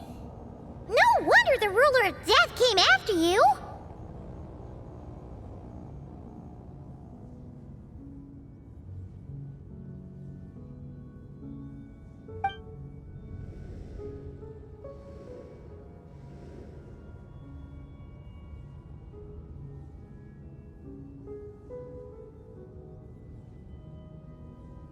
Her Majesty the Tsaritsa has embarked upon an expedition to vanquish a monster. Were it not for this, I imagine she would have been delighted to grant you an audience.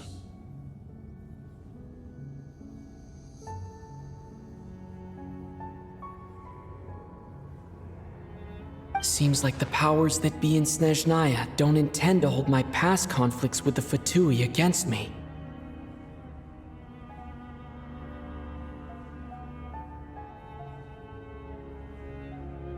The Harbingers have been granted significant autonomy in retrieving the Gnosis. But by the same token, they do not completely represent Snezhnaya's official stance.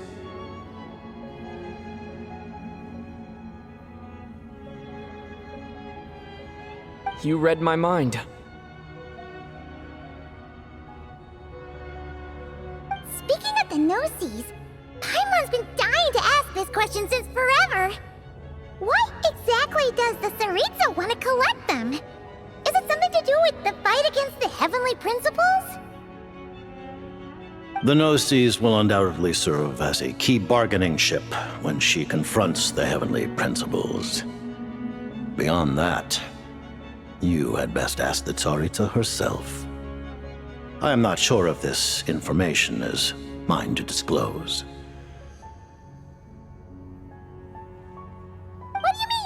Not sure. Don't you make the rules? You're the highest-ranking Harbinger!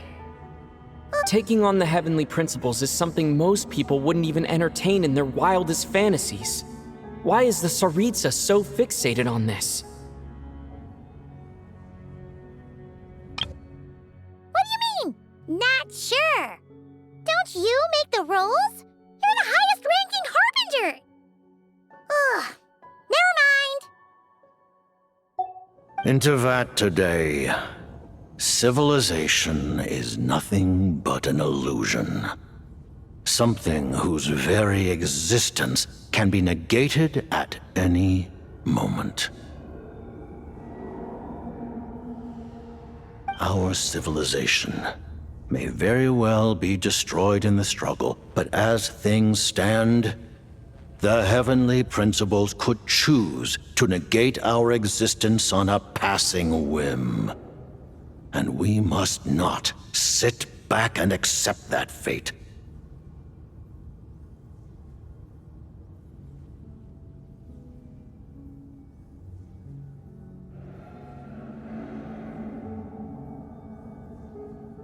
Only by changing the state of affairs, only by overthrowing the heavenly principles, can our civilization truly be said to have taken root.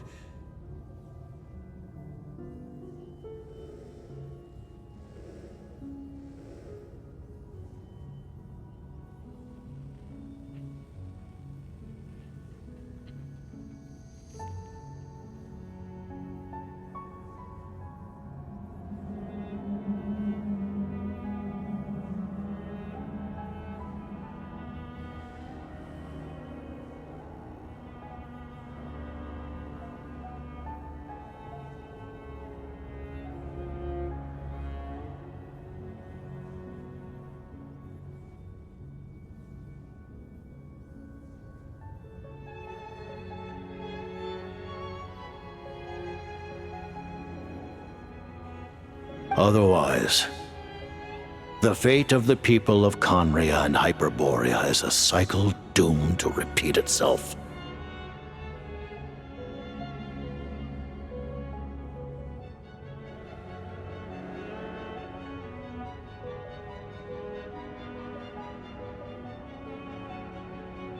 Accepting potential destruction in return for getting to control your own fate. Furthermore, perhaps this is still somewhat difficult for you to understand. Are you aware that all the rules of this world are made up of curses? Huh? All of them? Paimon knows about the curse of death you mentioned, and the curse of immortality that you and Dainsleif have.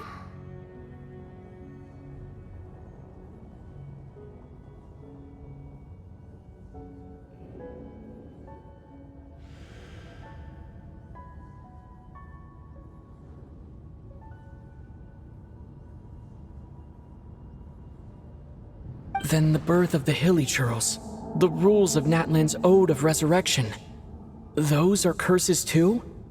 Farina's long life seems to stem from a curse placed on her by Focalor as well.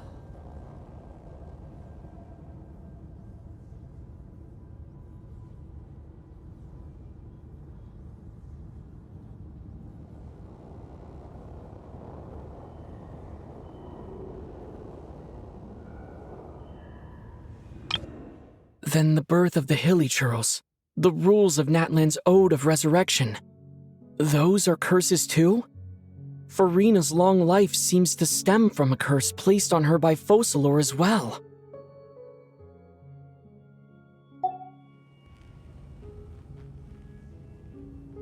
Yes. Even a god's love for humanity is a curse the heavenly principles inflicted upon the gods.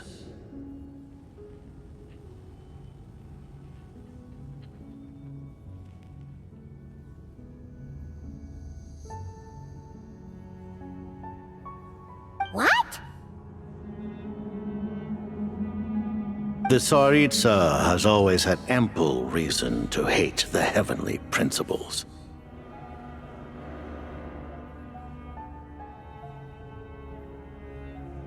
If she can seize their authority, she will reconstruct the entire world, and when that time comes, humanity will be completely liberated from curses and lies.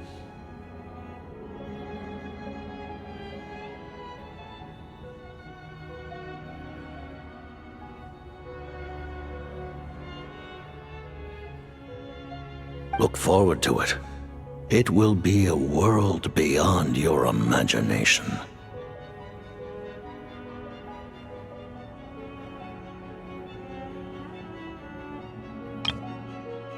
If she can seize their authority, she will reconstruct the entire world, and when that time comes, humanity will be completely liberated from curses and lies. Though the ordinary people of Snezhnaya may not understand these details, in this frigid land locked in a ceaseless struggle against the environment, in this nation to which the gods have never shown favor,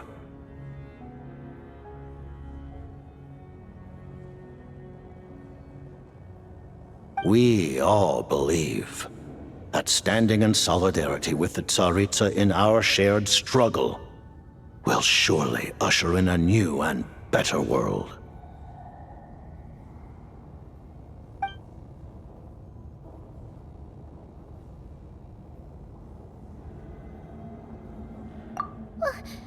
Paimon really doesn't remember. He's basically a stranger. You've got to believe Paimon.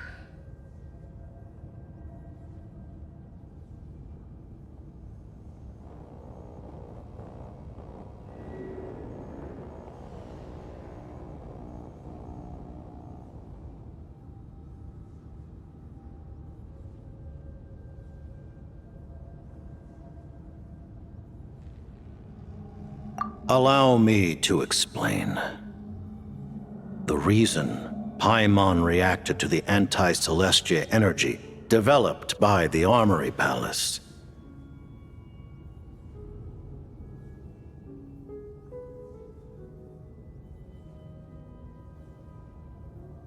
is because she comes from Celestia herself. More specifically, she is one of its creations. Paimon? A creation of Celestia? Oh, right. I was blinded by anger earlier, but thinking back on it, Renova also said that Paimon is a creation of Celestia. But she lacks Celestia's power or authority.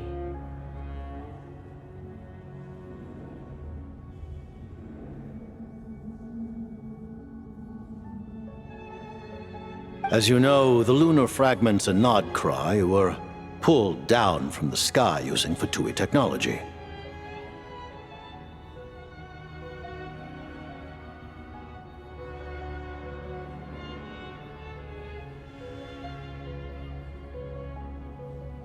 But the first application of this technology was in Conria over 500 years ago.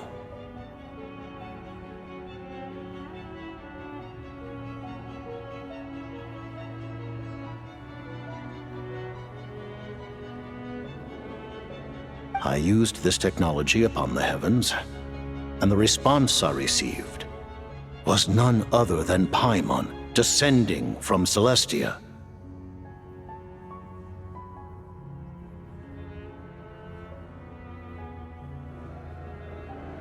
I presented her to the Vinster King, but he took no interest in this gift, nor did it satisfy him.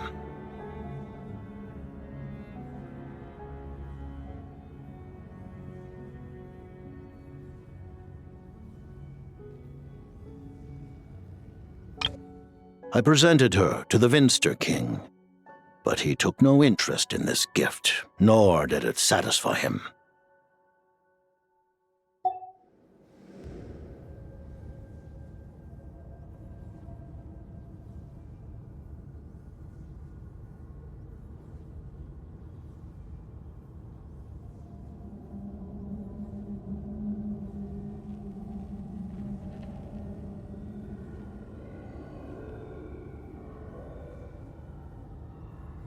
Paimon then took up temporary residence in my palace until, of course, the arrival of the Cataclysm.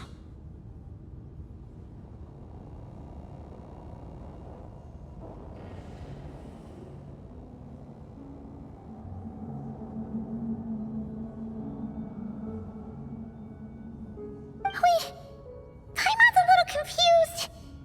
You're talking about things that happened in Conria 500 years ago. You're saying Paimon was there for that?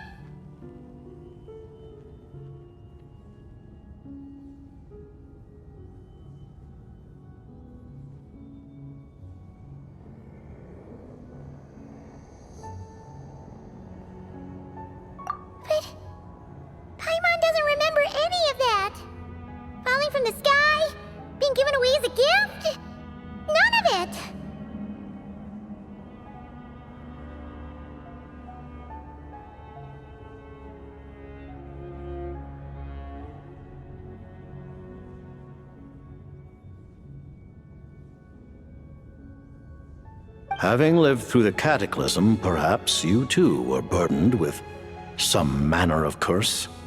Although, losing your memories would indeed be the smallest price I've ever seen paid.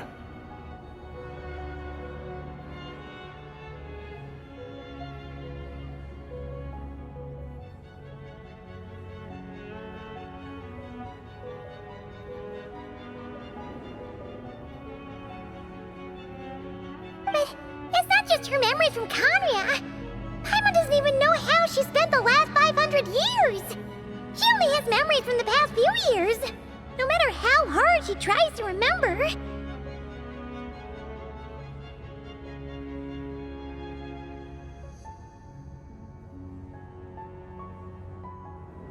What was Paimon like back in Conria? Did she know a whole lot because she came from Celestia? Was she super smart?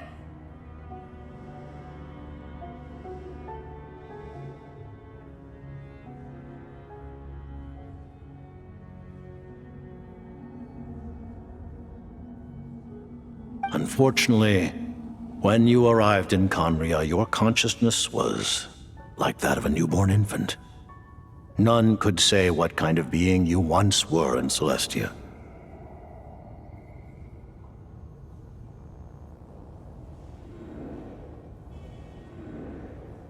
During the time you lived in Conria, your personality was no different from how it is now.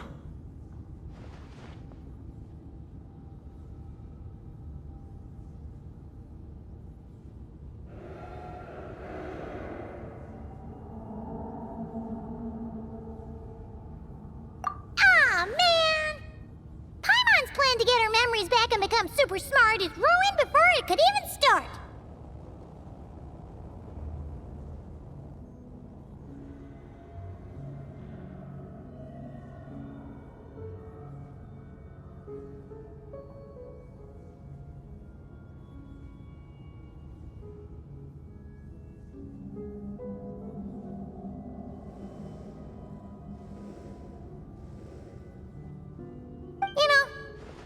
Paimon lost her memories. She still feels weirdly close to you for some reason. That must mean you took pretty good care of Paimon back then, huh?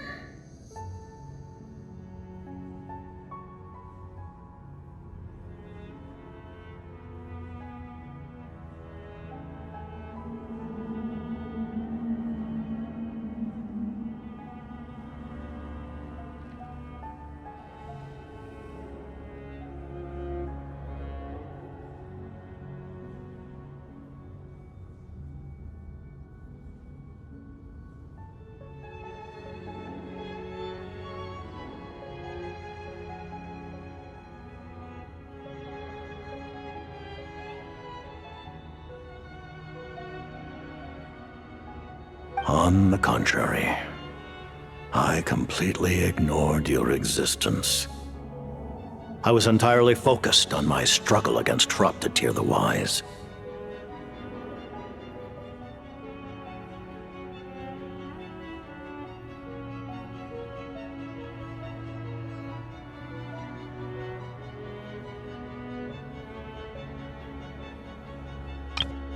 On the contrary, I completely ignored your existence.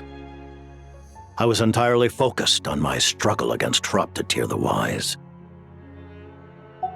But now, as I see it, it is as if you are the only sane thing that survived that era of insanity, and thus are worthy of protection.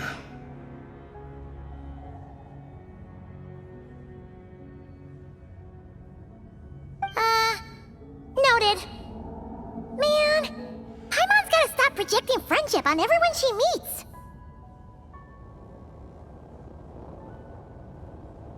But, Traveler? Even though you know Paimon's some creation of Celestia now, you still want her, right? You're not going to abandon her?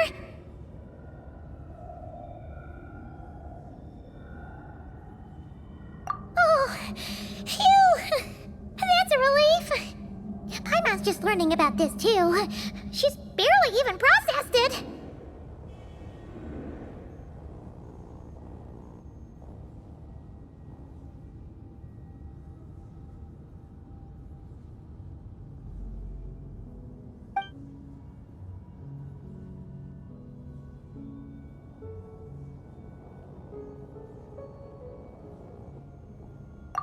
Thank you for telling me so much. I'm a bit surprised, honestly. I didn't expect you to be quite so transparent with me.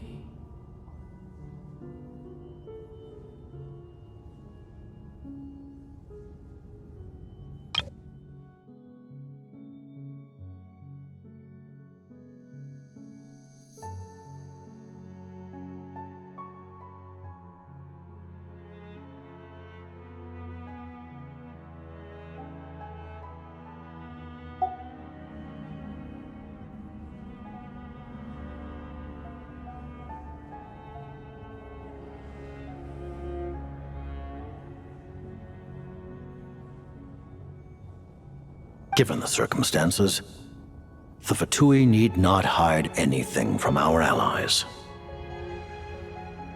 Allies? To advance Project Mistleton, we must first resolve our issue with the Ruler of Death. And if I presume correctly, you have no intention of letting her actions go unpunished either, do you? That's right. Ever since she said she intends to reclaim Paimon when we next meet, I figured reconciliation was out of the question.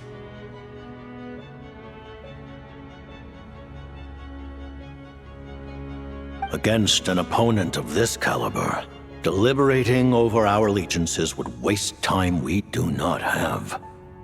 We must join forces unreservedly with whomever we can, if we are to stand anything like a fighting chance. You're going to challenge the Ruler of Death? Just for Paimon? But Paimon's only...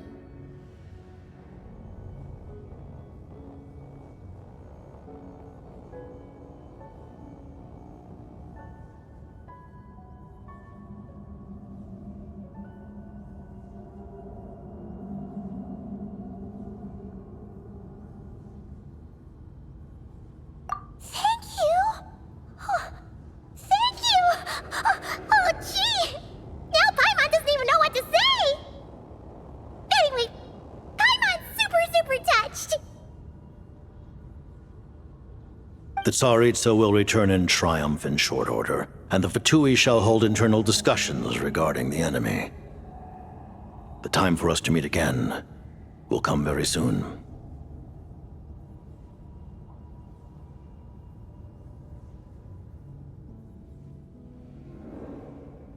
Got it. Thanks for your help with Paimon. I'll be sure to look after her for you.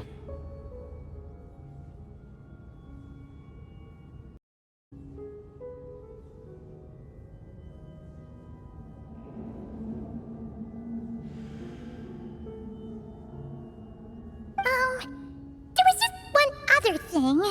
Well, it's just a request, really. Paimon really wants to see what this Mistleton thingy you're gonna use against the Heavenly Principles looks like.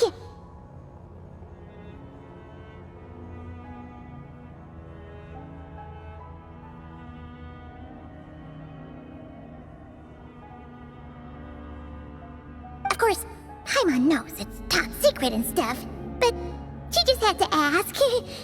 It's okay if the answer's no. Certainly you may. Whoa! For real? Actually, maybe it's best not to. What if her Nova suddenly pops up again? She might take this chance to...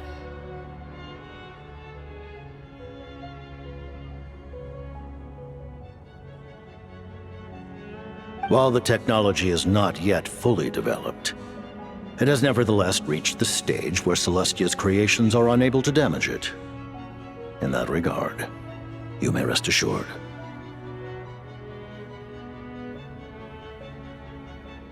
Oh. Wow. No wonder Paimon felt so out of sorts recently, even though it was super far away. Alright then! Paimon's ready to take a sneaky peek at this top secret super weapon!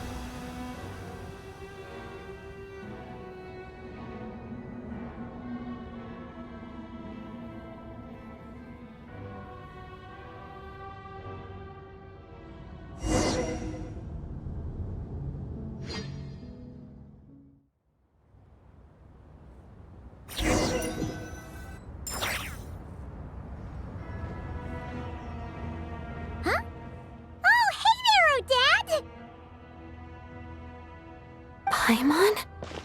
You're okay. Thank goodness. You look well. Have you recovered? Long story short, yep, Paimon's all better. What are you doing here? Were you waiting for us?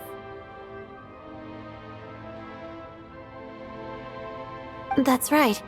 When I woke up, I wanted to go in after you, but the guards had woken up as well. It would have been tough to take them on alone, and there was no easy way to sneak past them.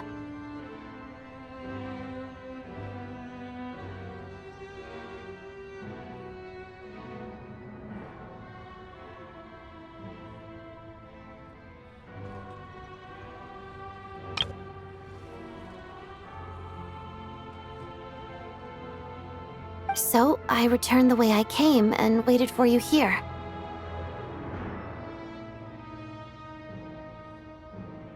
It was thanks to you that my soul found its way back to my body so quickly. Thank you. Huh. That actually worked? Nice. I just figured I'd try my luck when that ominous feeling struck me.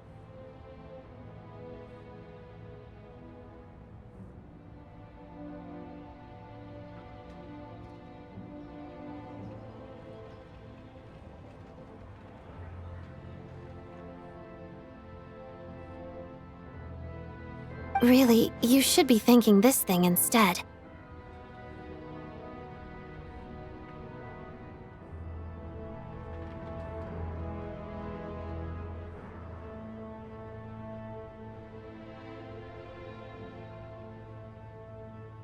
Anyway, and now that things here are all taken care of, I have other things I should get back to.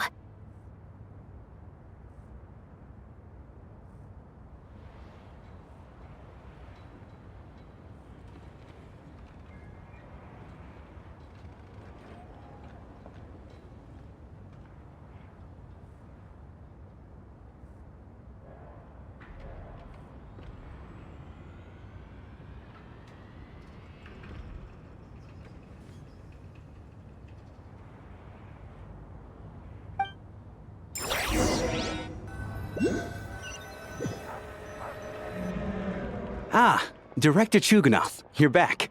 We just received notice that Project Stuja has been suspended, so we've convened an emergency meeting.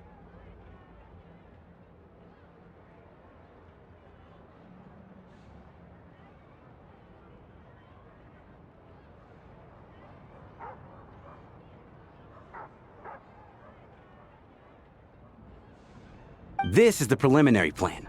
In addition to expanding production capacity, we've also discussed feasible layoff plans to optimize revenue and expenditure structure.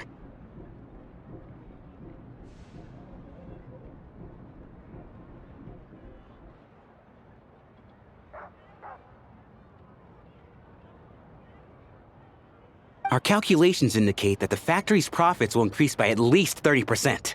Just give the word, Director.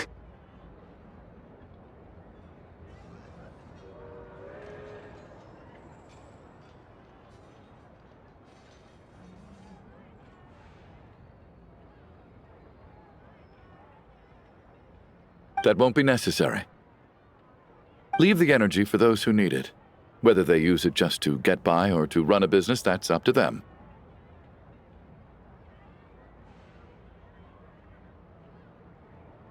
Start preparing to halt production and lay off the staff. Make sure the workers are able to land on their feet and that they are duly compensated. Thank you all for your hard work during this time.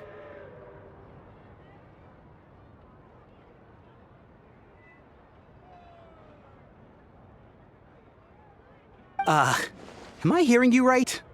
Why? After all the tough times we made it through, now is exactly when we should start to turn a profit.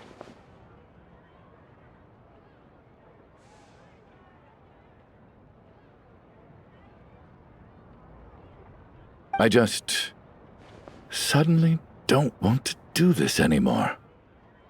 Huh. Does there have to be a reason?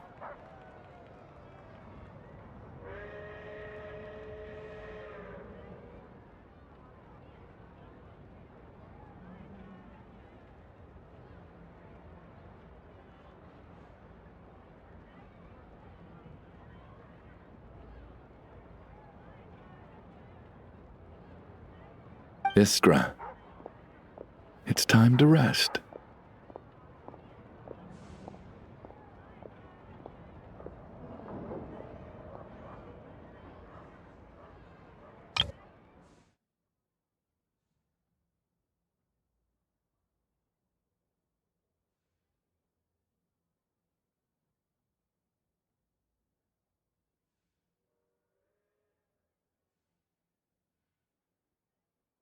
Iskra, it's time to rest. Dear esteemed members of the Rokat, given the effects of Lelek's radical actions upon our organization's reputation and social stability, a decision has been made to permanently withdraw this codename from use.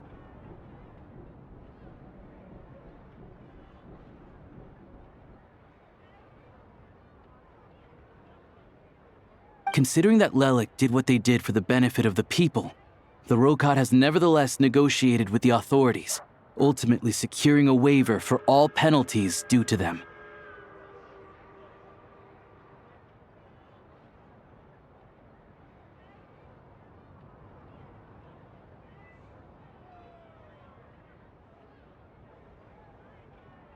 Lelek will be suspended for a period of time.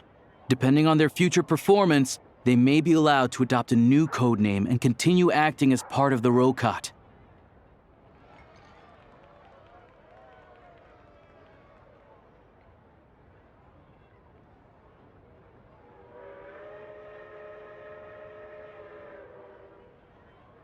The purpose of this notice is to remind everyone once again that motives and methods are equally important when one operates in the shadows.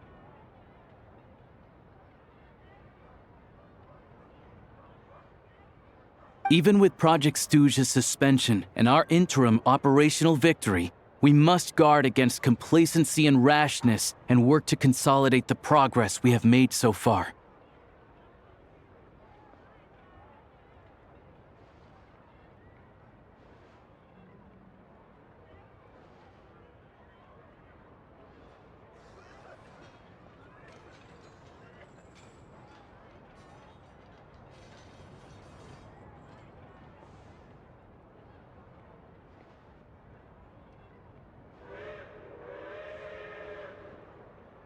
We act only for the greater glory and solidarity of our nation. May the aurora shine ever on, and the tundra always stand firm.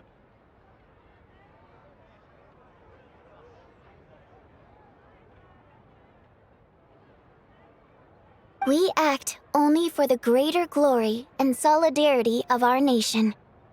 May the aurora shine ever on, and the tundra always stand firm. Looks like it's finally over.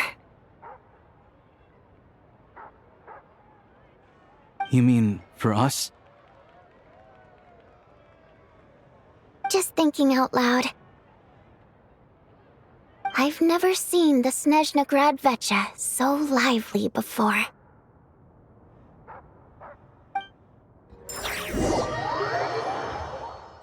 I never once thought I'd come here. But I understand everything now, Rosaline.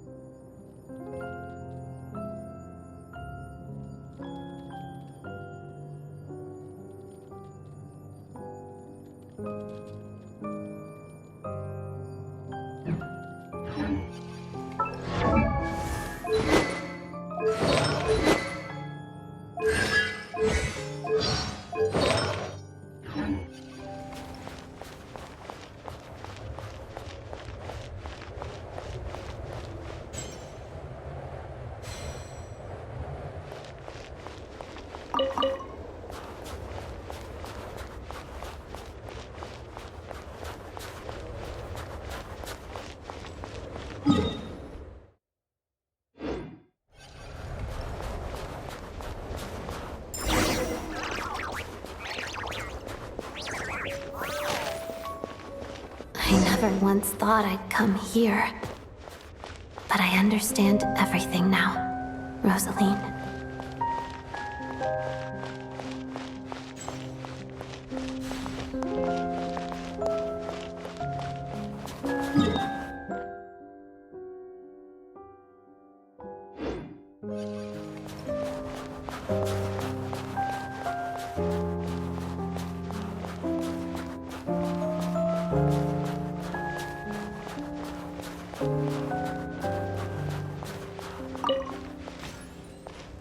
I've seen Spirit Seeker performed many times, including by your mother.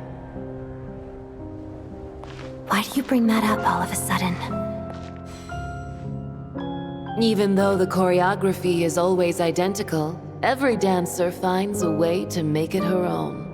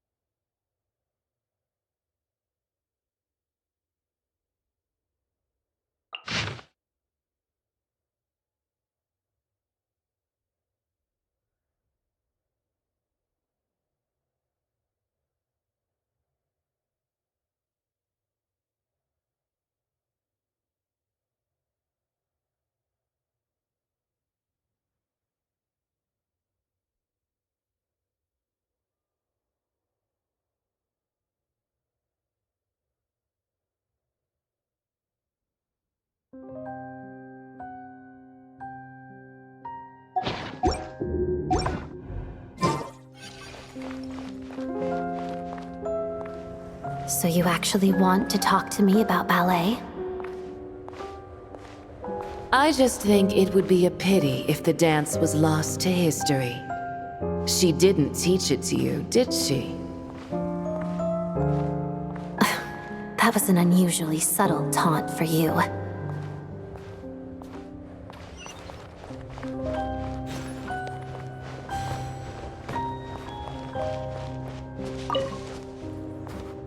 We embraced one another on the snow-swept plains, melting the ruthlessness of time. But when our bodies, in pieces, are cast to the winds, what of our love will remain behind?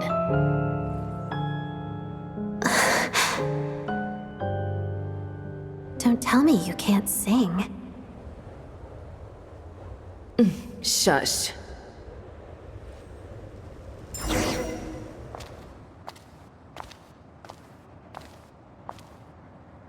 I understand her hatred.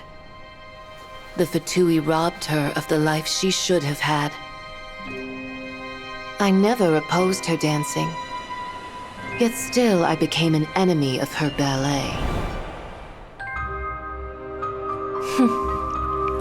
I'll just keep my distance. Many despise me. I'm used to it. You're certainly not one to shy away from confrontation. But children, they need a different approach. I'm hardly the most maternal figure. Yet she is a child. In my experience, while a father commands authority, he must still yield to love. You should tell her what you think about her dancing.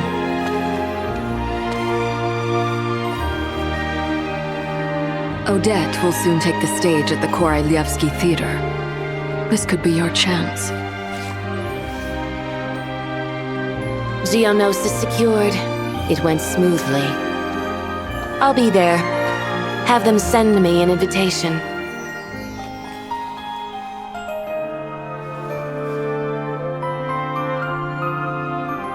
Sadly, things didn't work out. Her final words are inside that block of ice. This? Aren't these for monitoring her subordinates? Not yours. This one isn't her witch's flame, But my two worlds' flames... the two worlds' flames can burn away memories. It was my parting gift to Rosaline.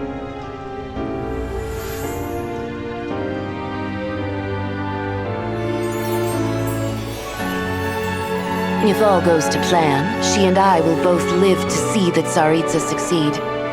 I believe she'll find peace. But if anything happens to me, she needn't follow in my footsteps. The cryo energy will fade away in time. Then the two worlds' flames will burn away all memories of the Fatui. She'll be free to dance. She deserves this. I will handle the aftermath. The choice is yours, child.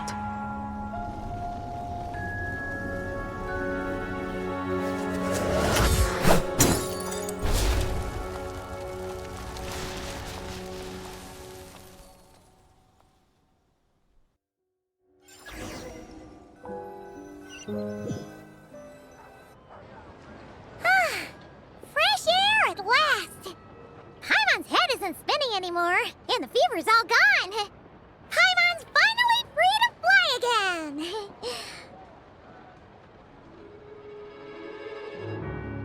Oh, it's nice to finally know where Paimon came from, too. It did make Paimon a little nervous at first, but it's such a relief now. Like, who cares if Paimon's a creation of Celestia? She's probably not anyone that important. Probably just the fairy of food and fun or something.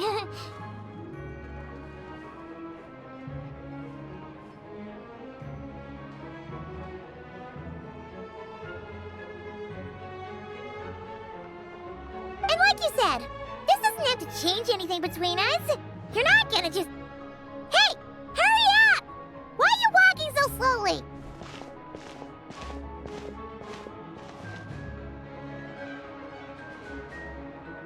You've spent the last few days lying in bed and stuffing your face. I didn't think you'd be able to fly this fast. Says who? Paimon's as agile as ever.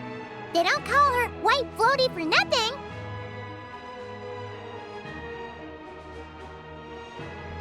Paimon originally wanted to check out the bookstores in Snezhnograd, but she's more in the mood for flying around right now, so let's save that for later.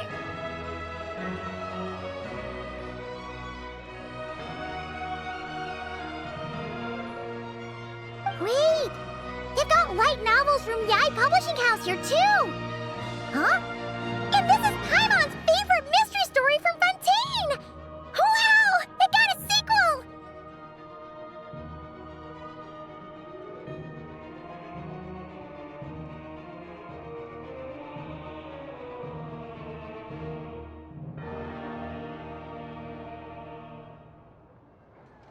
The local Snezhnayan books look pretty interesting too, but also kinda heavy.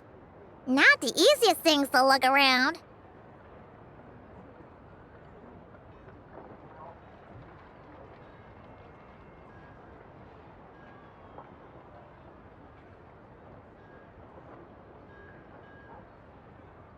I thought you were in the mood for flying around.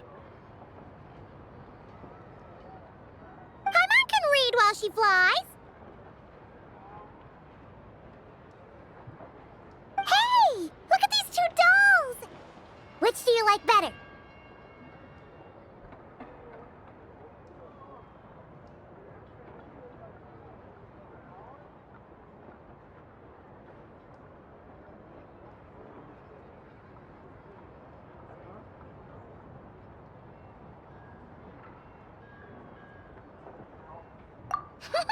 All right, boss, we'll take both. Paimon will have the other one.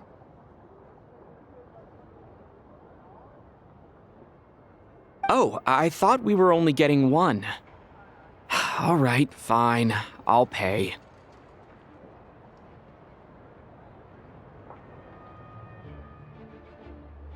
There you are. Thanks for visiting. Paimon will grab this and then... Huh?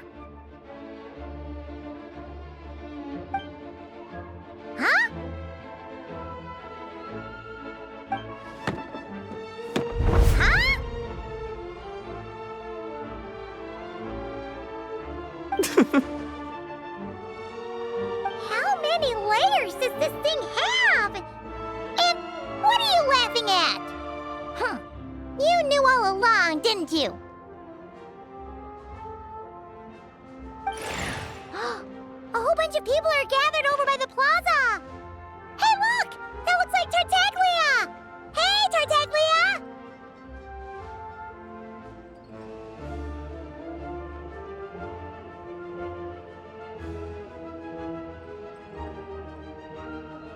I know that voice.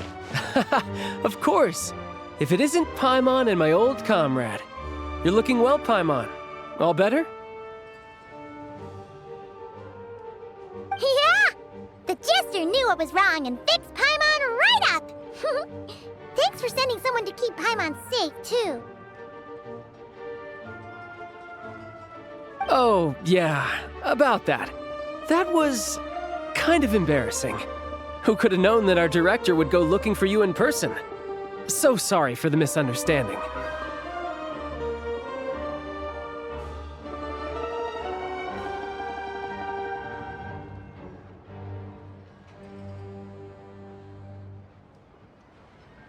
Oh, right. Let me introduce you. This is my little sister, Tonya.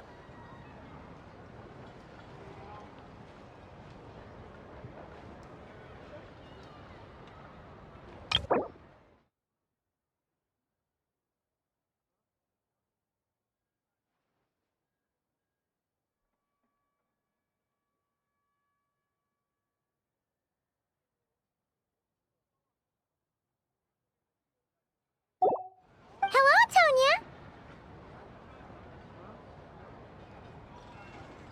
Hello. Firstly, I'm really sorry about my brother.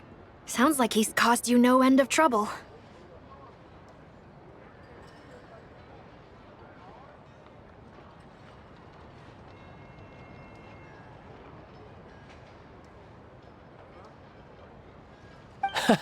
Hey now, why'd you have to start with that? Not that it isn't true, of course.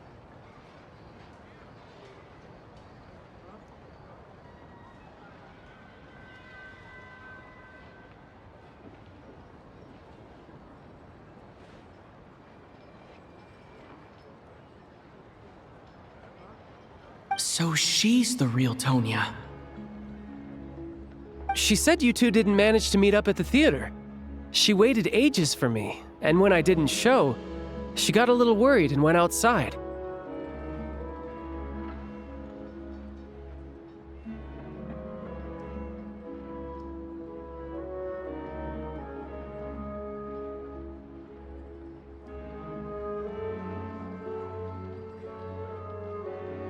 I know, right? He didn't bother to say a word to me. I searched up and down the city for him, and he only told me about it when I finally caught him at the gates of Glupov.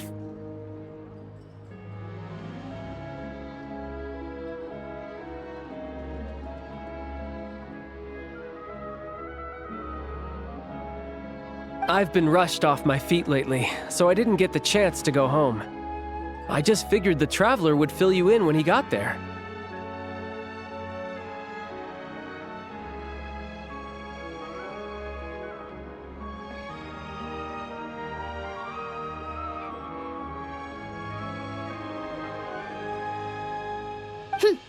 Well, the snow was bad, and you're never late. So I was really worried about you. How was I supposed to know that you'd stood me up?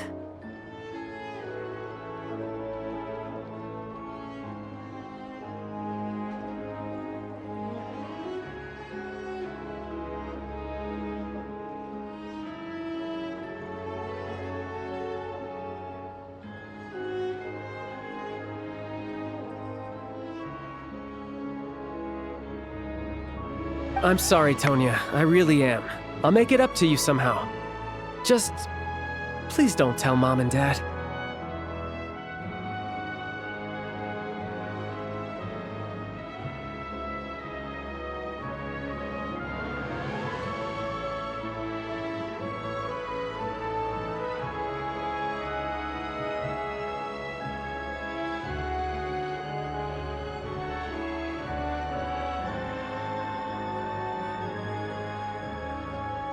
Although the mix-up led to a series of misunderstandings, it's probably for the best that the real Tonya didn't get caught up in that mess.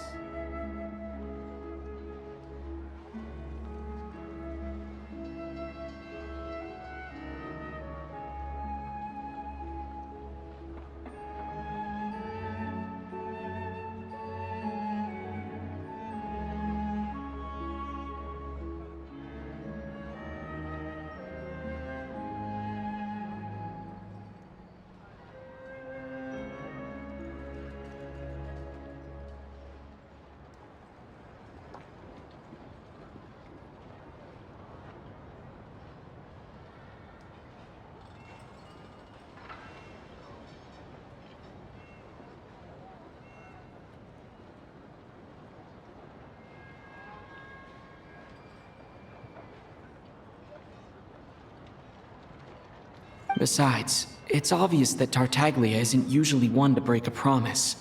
He only gave his ticket to me because he had to look into Lelik.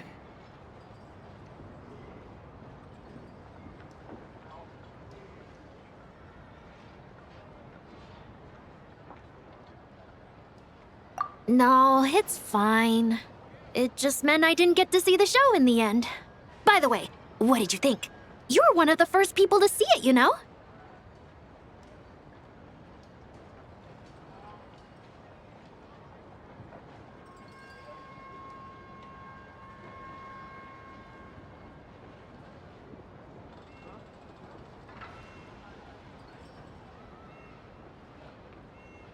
I would say the best is yet to come.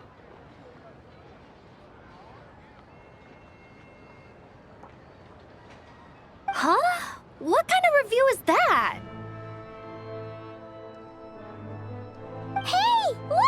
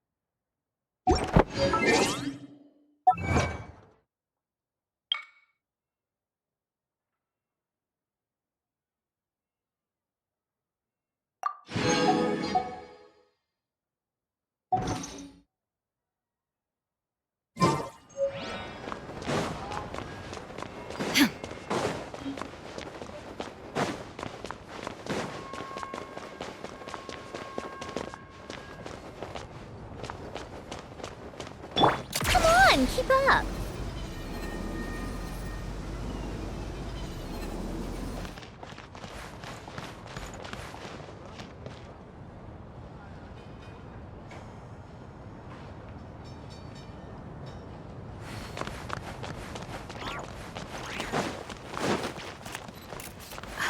Raj is off goofing around again.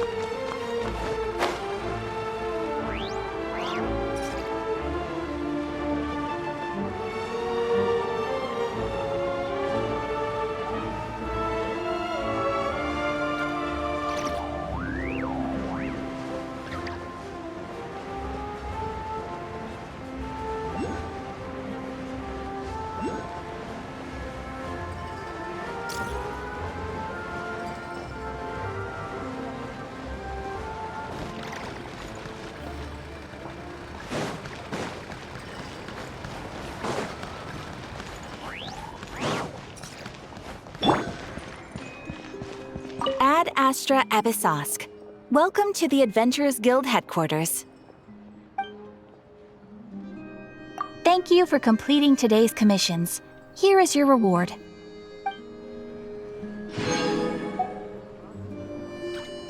Welcome to the Adventurers Guild, my lady. Is there something I can help you with?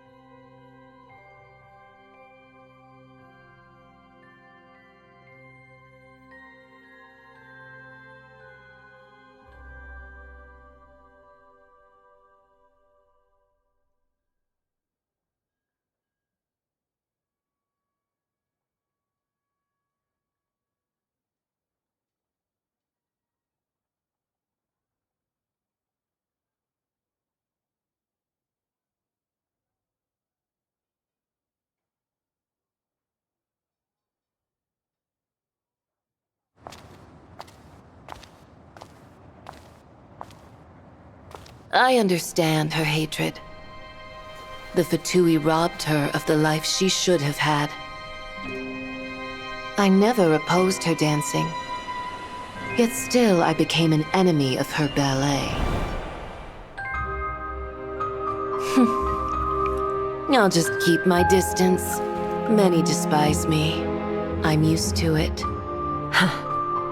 You're certainly not one to shy away from confrontation. But children, they need a different approach. I'm hardly the most maternal figure. Yet she is a child. In my experience, while a father commands authority, he must still yield to love. You should tell her what you think about her dancing.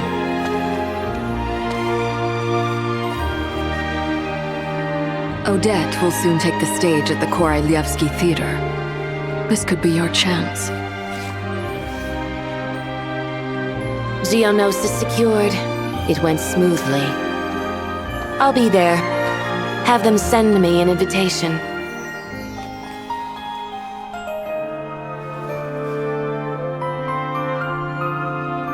Sadly, things didn't work out. Her final words are inside that block of ice. This? Aren't these for monitoring her subordinates? Not yours. This one isn't her witch's flame, but my two worlds' flames. The two worlds' flames can burn away memories. It was my parting gift to Rosaline.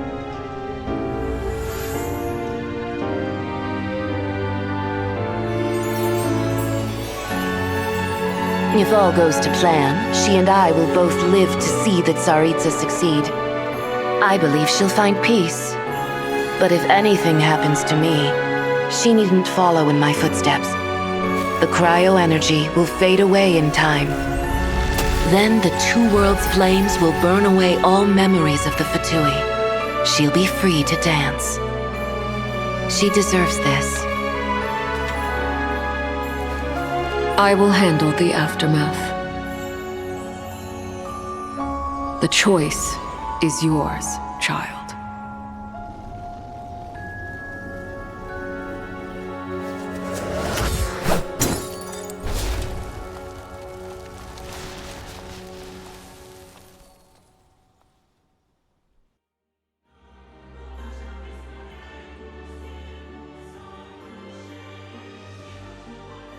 Unfortunately, when you arrived in Conria, though the ordinary people of Snezhnaya may not understand these details, in this frigid land locked in a ceaseless struggle. I know, right? He didn't bother to say a word to me. I searched up and down the city for him, and he only told me about it when I should keep my emotions.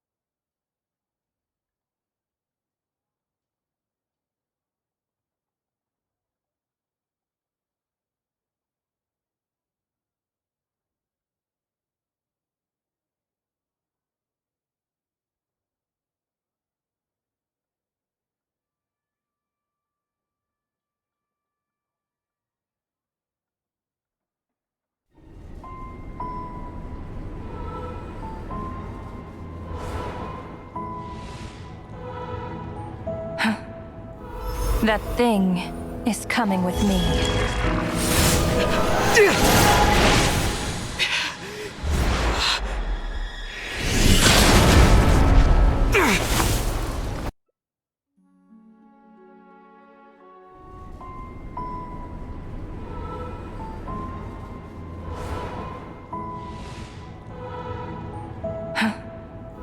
That thing is coming with me.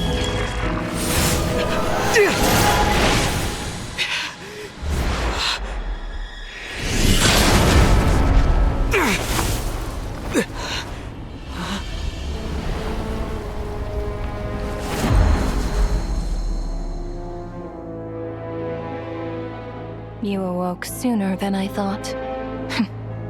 The curse of immortality is stubborn, unable to enter the ley lines, yet not content to remain a spirit. Ruler of death. What do you want? You perplex me. Both you and you. That thing may be a creation of Celestia, but it possesses none of Celestia's power, let alone authority. Your obsession with it baffles me. No matter, the resurrection will soon begin. It's worthless anyway. I'll reclaim it next time.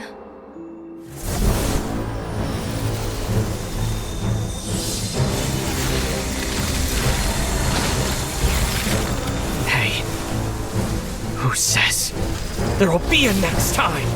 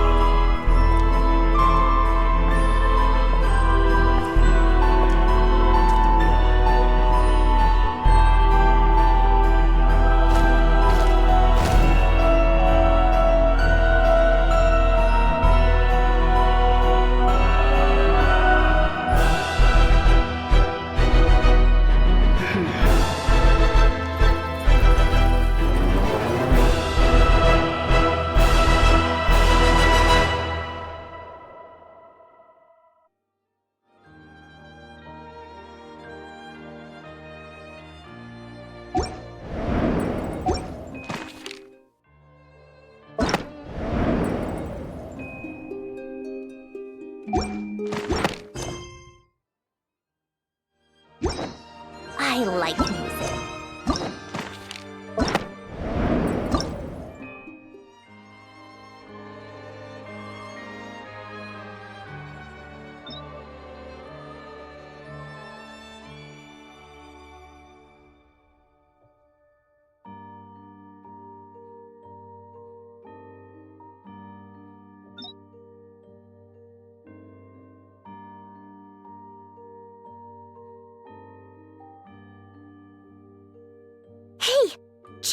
What made him vote against? In that case, I'd like to share one thought before.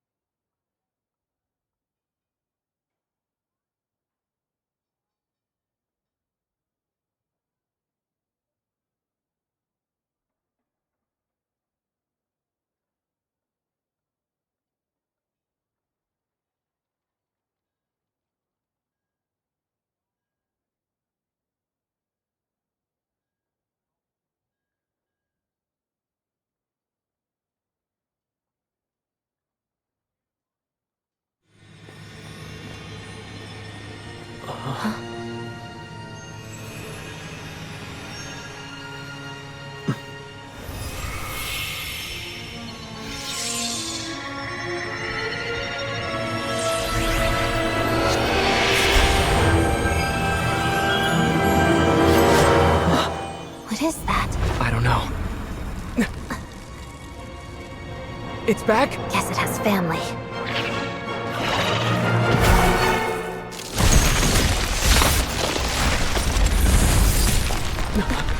This way. Run!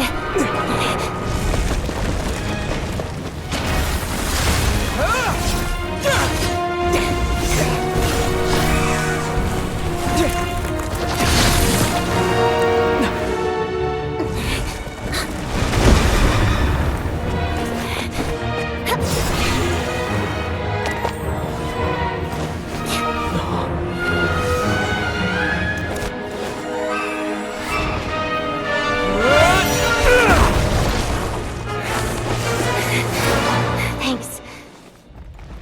Let's get out of here.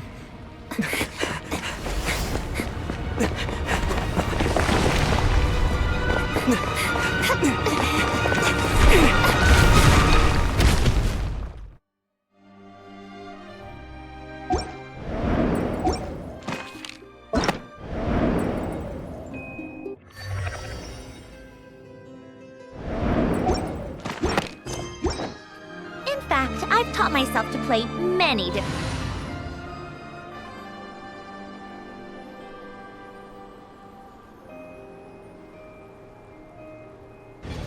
instruments. You don't believe me? Find me a piano, and I'll show you a thing or two.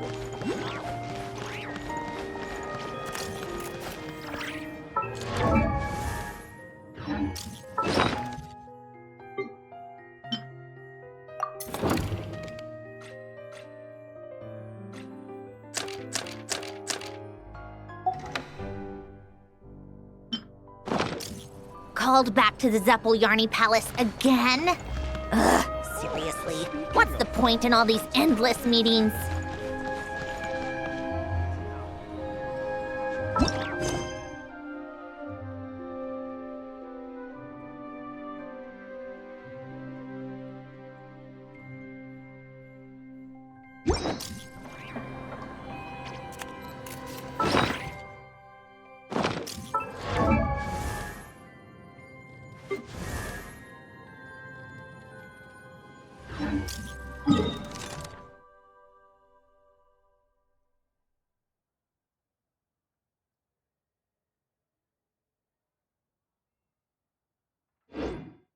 I like music.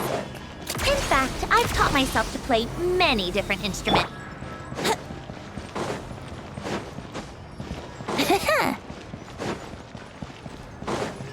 Wouldn't gliding be faster?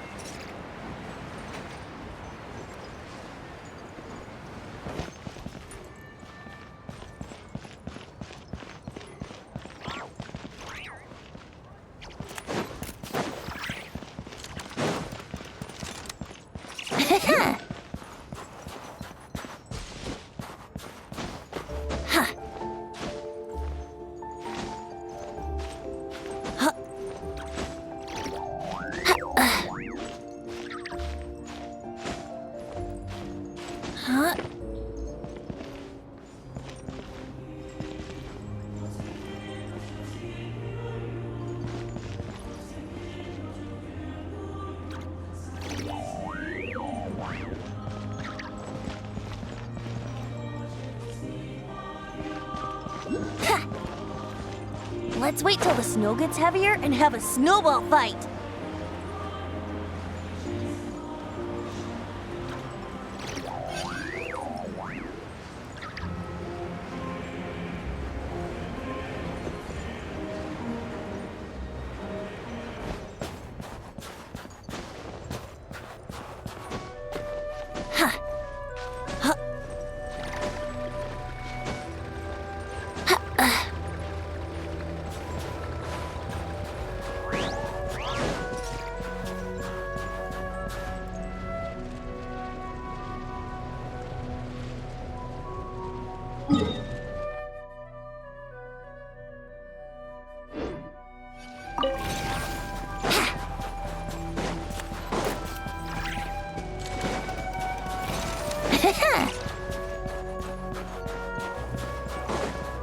Wouldn't gliding be faster?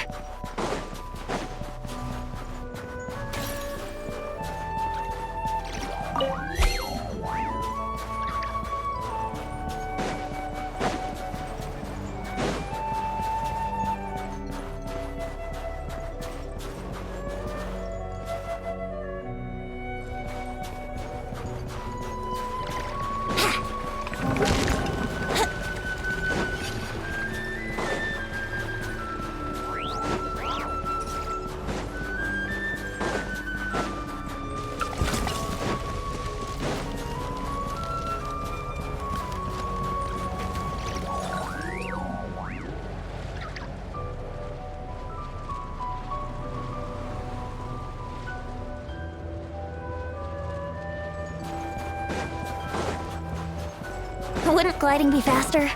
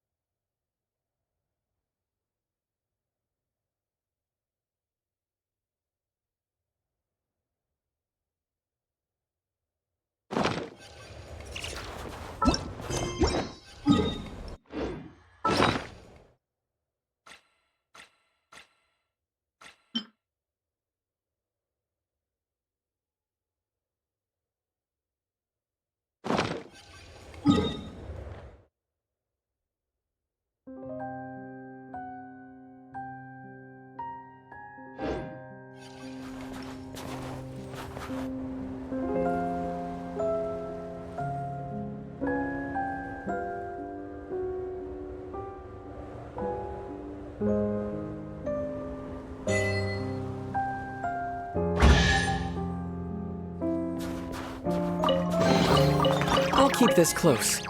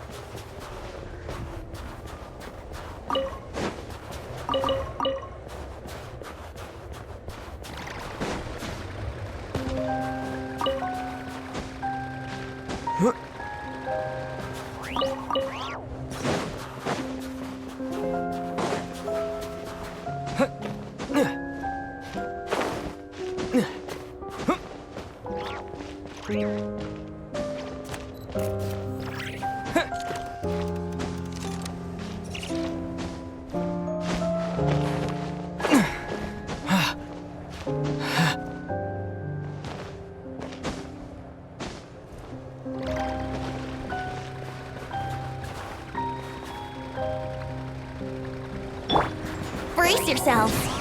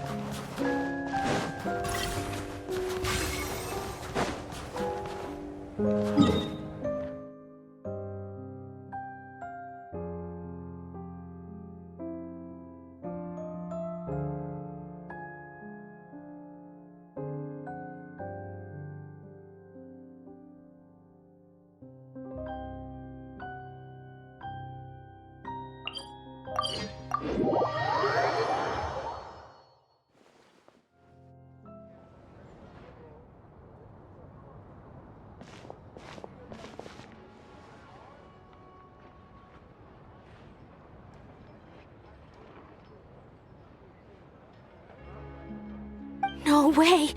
Did you say a ghost?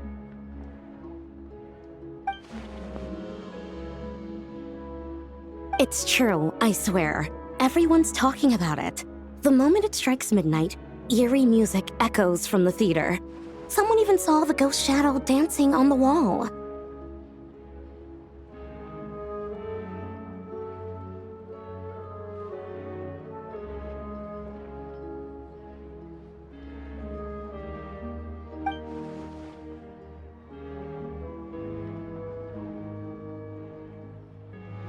You're sure someone didn't just make that up to scare people?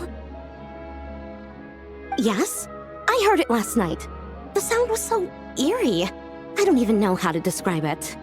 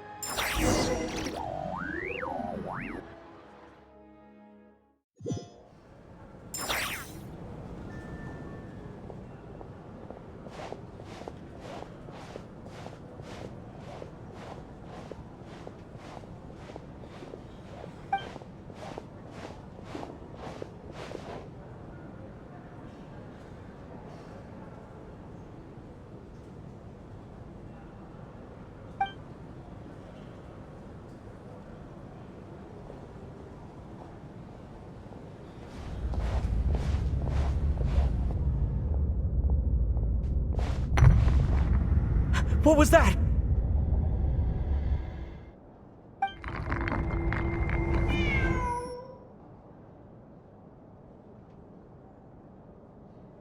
Huh?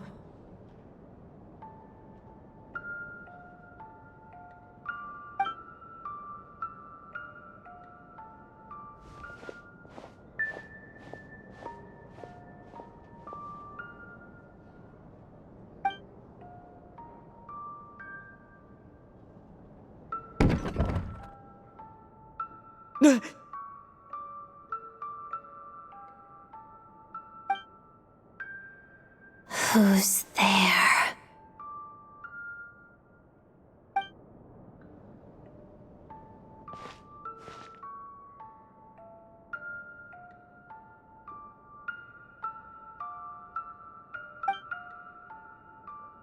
Traveler?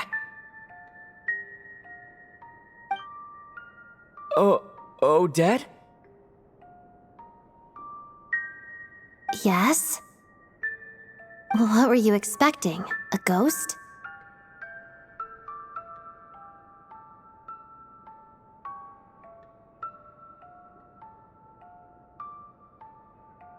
I have.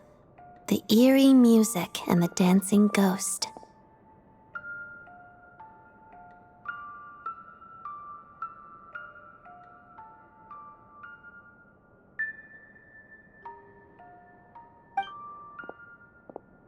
Here.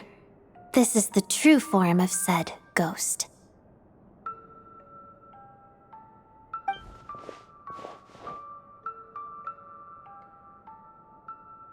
It's a music box. It was a birthday gift from my mother when I was little.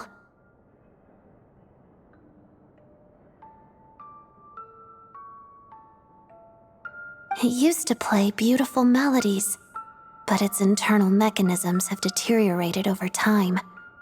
And now...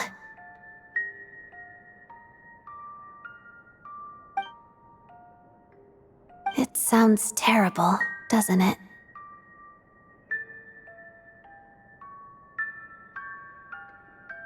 It'll take some time to fix, but my daytime schedule tends to be quite packed, and I don't have the right tools at home. So I had to sneak off to my private lounge in the middle of the night.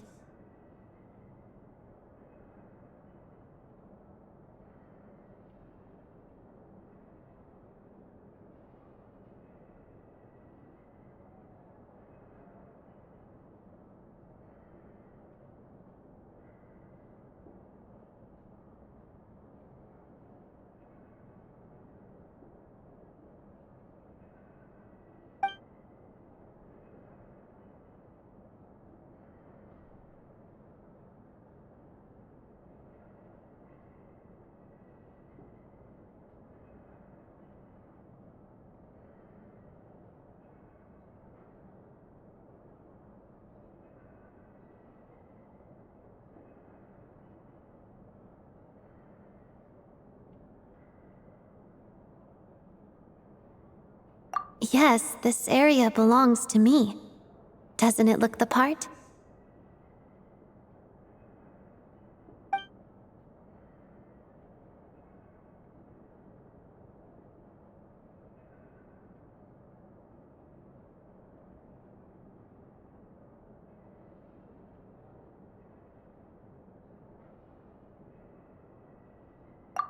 It's fine. To be quite honest, neither of us should be here at this time. But I must say, you're pretty brave. Most would have fled the moment they heard the music or saw a ghost.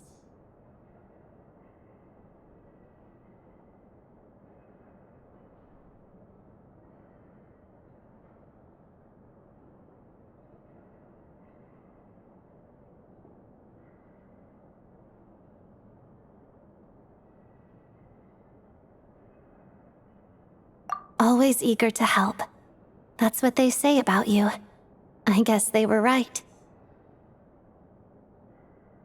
I appreciate the offer, but I want to fix it myself.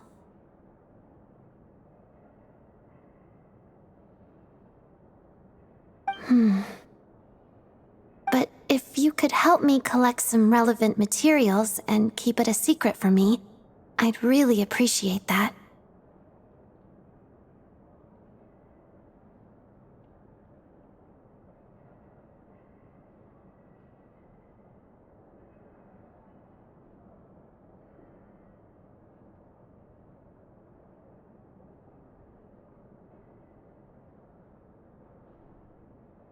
Also, it seems the decor in my lounge doesn't match your expectations.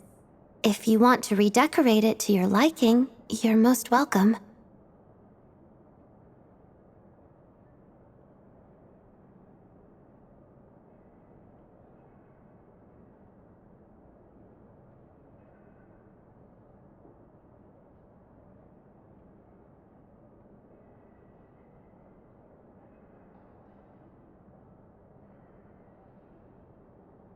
Think of it as a reward for keeping my secret.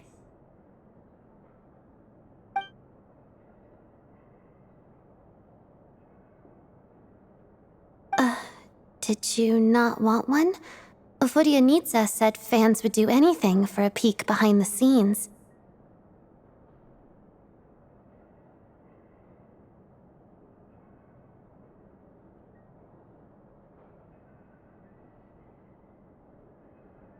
Oh, that said, could you hold off until the music box is fixed? Your redecoration project, I mean.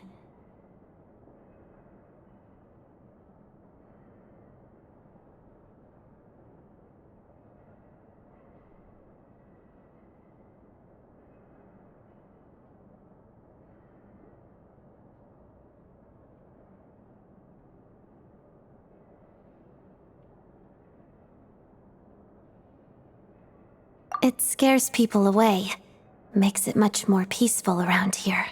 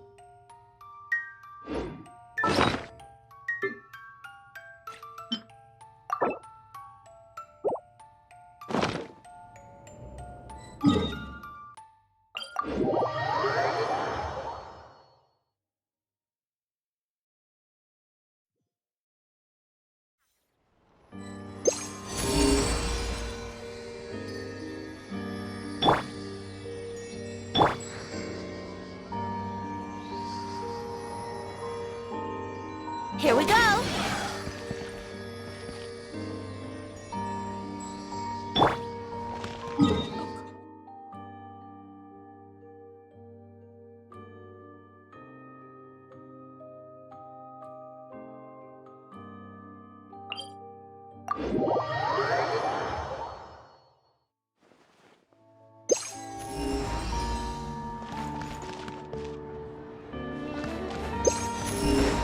How tiresome.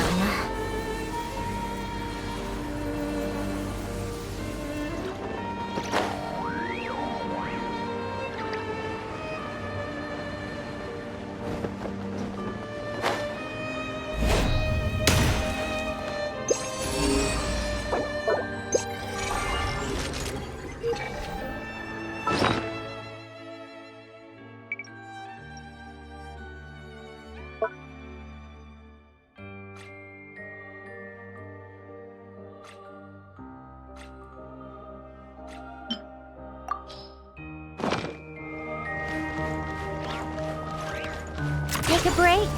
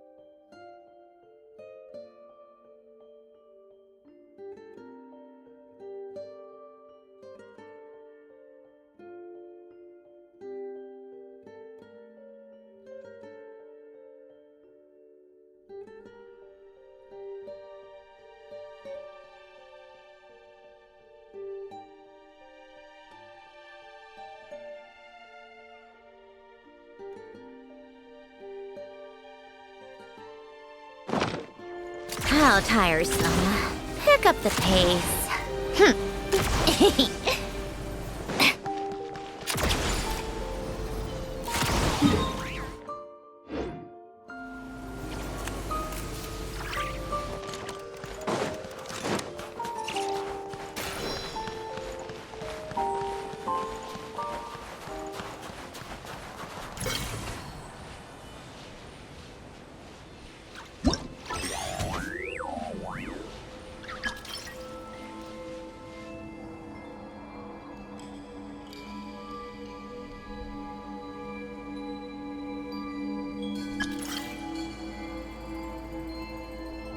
Called back to the Zeppeljärni Palace again?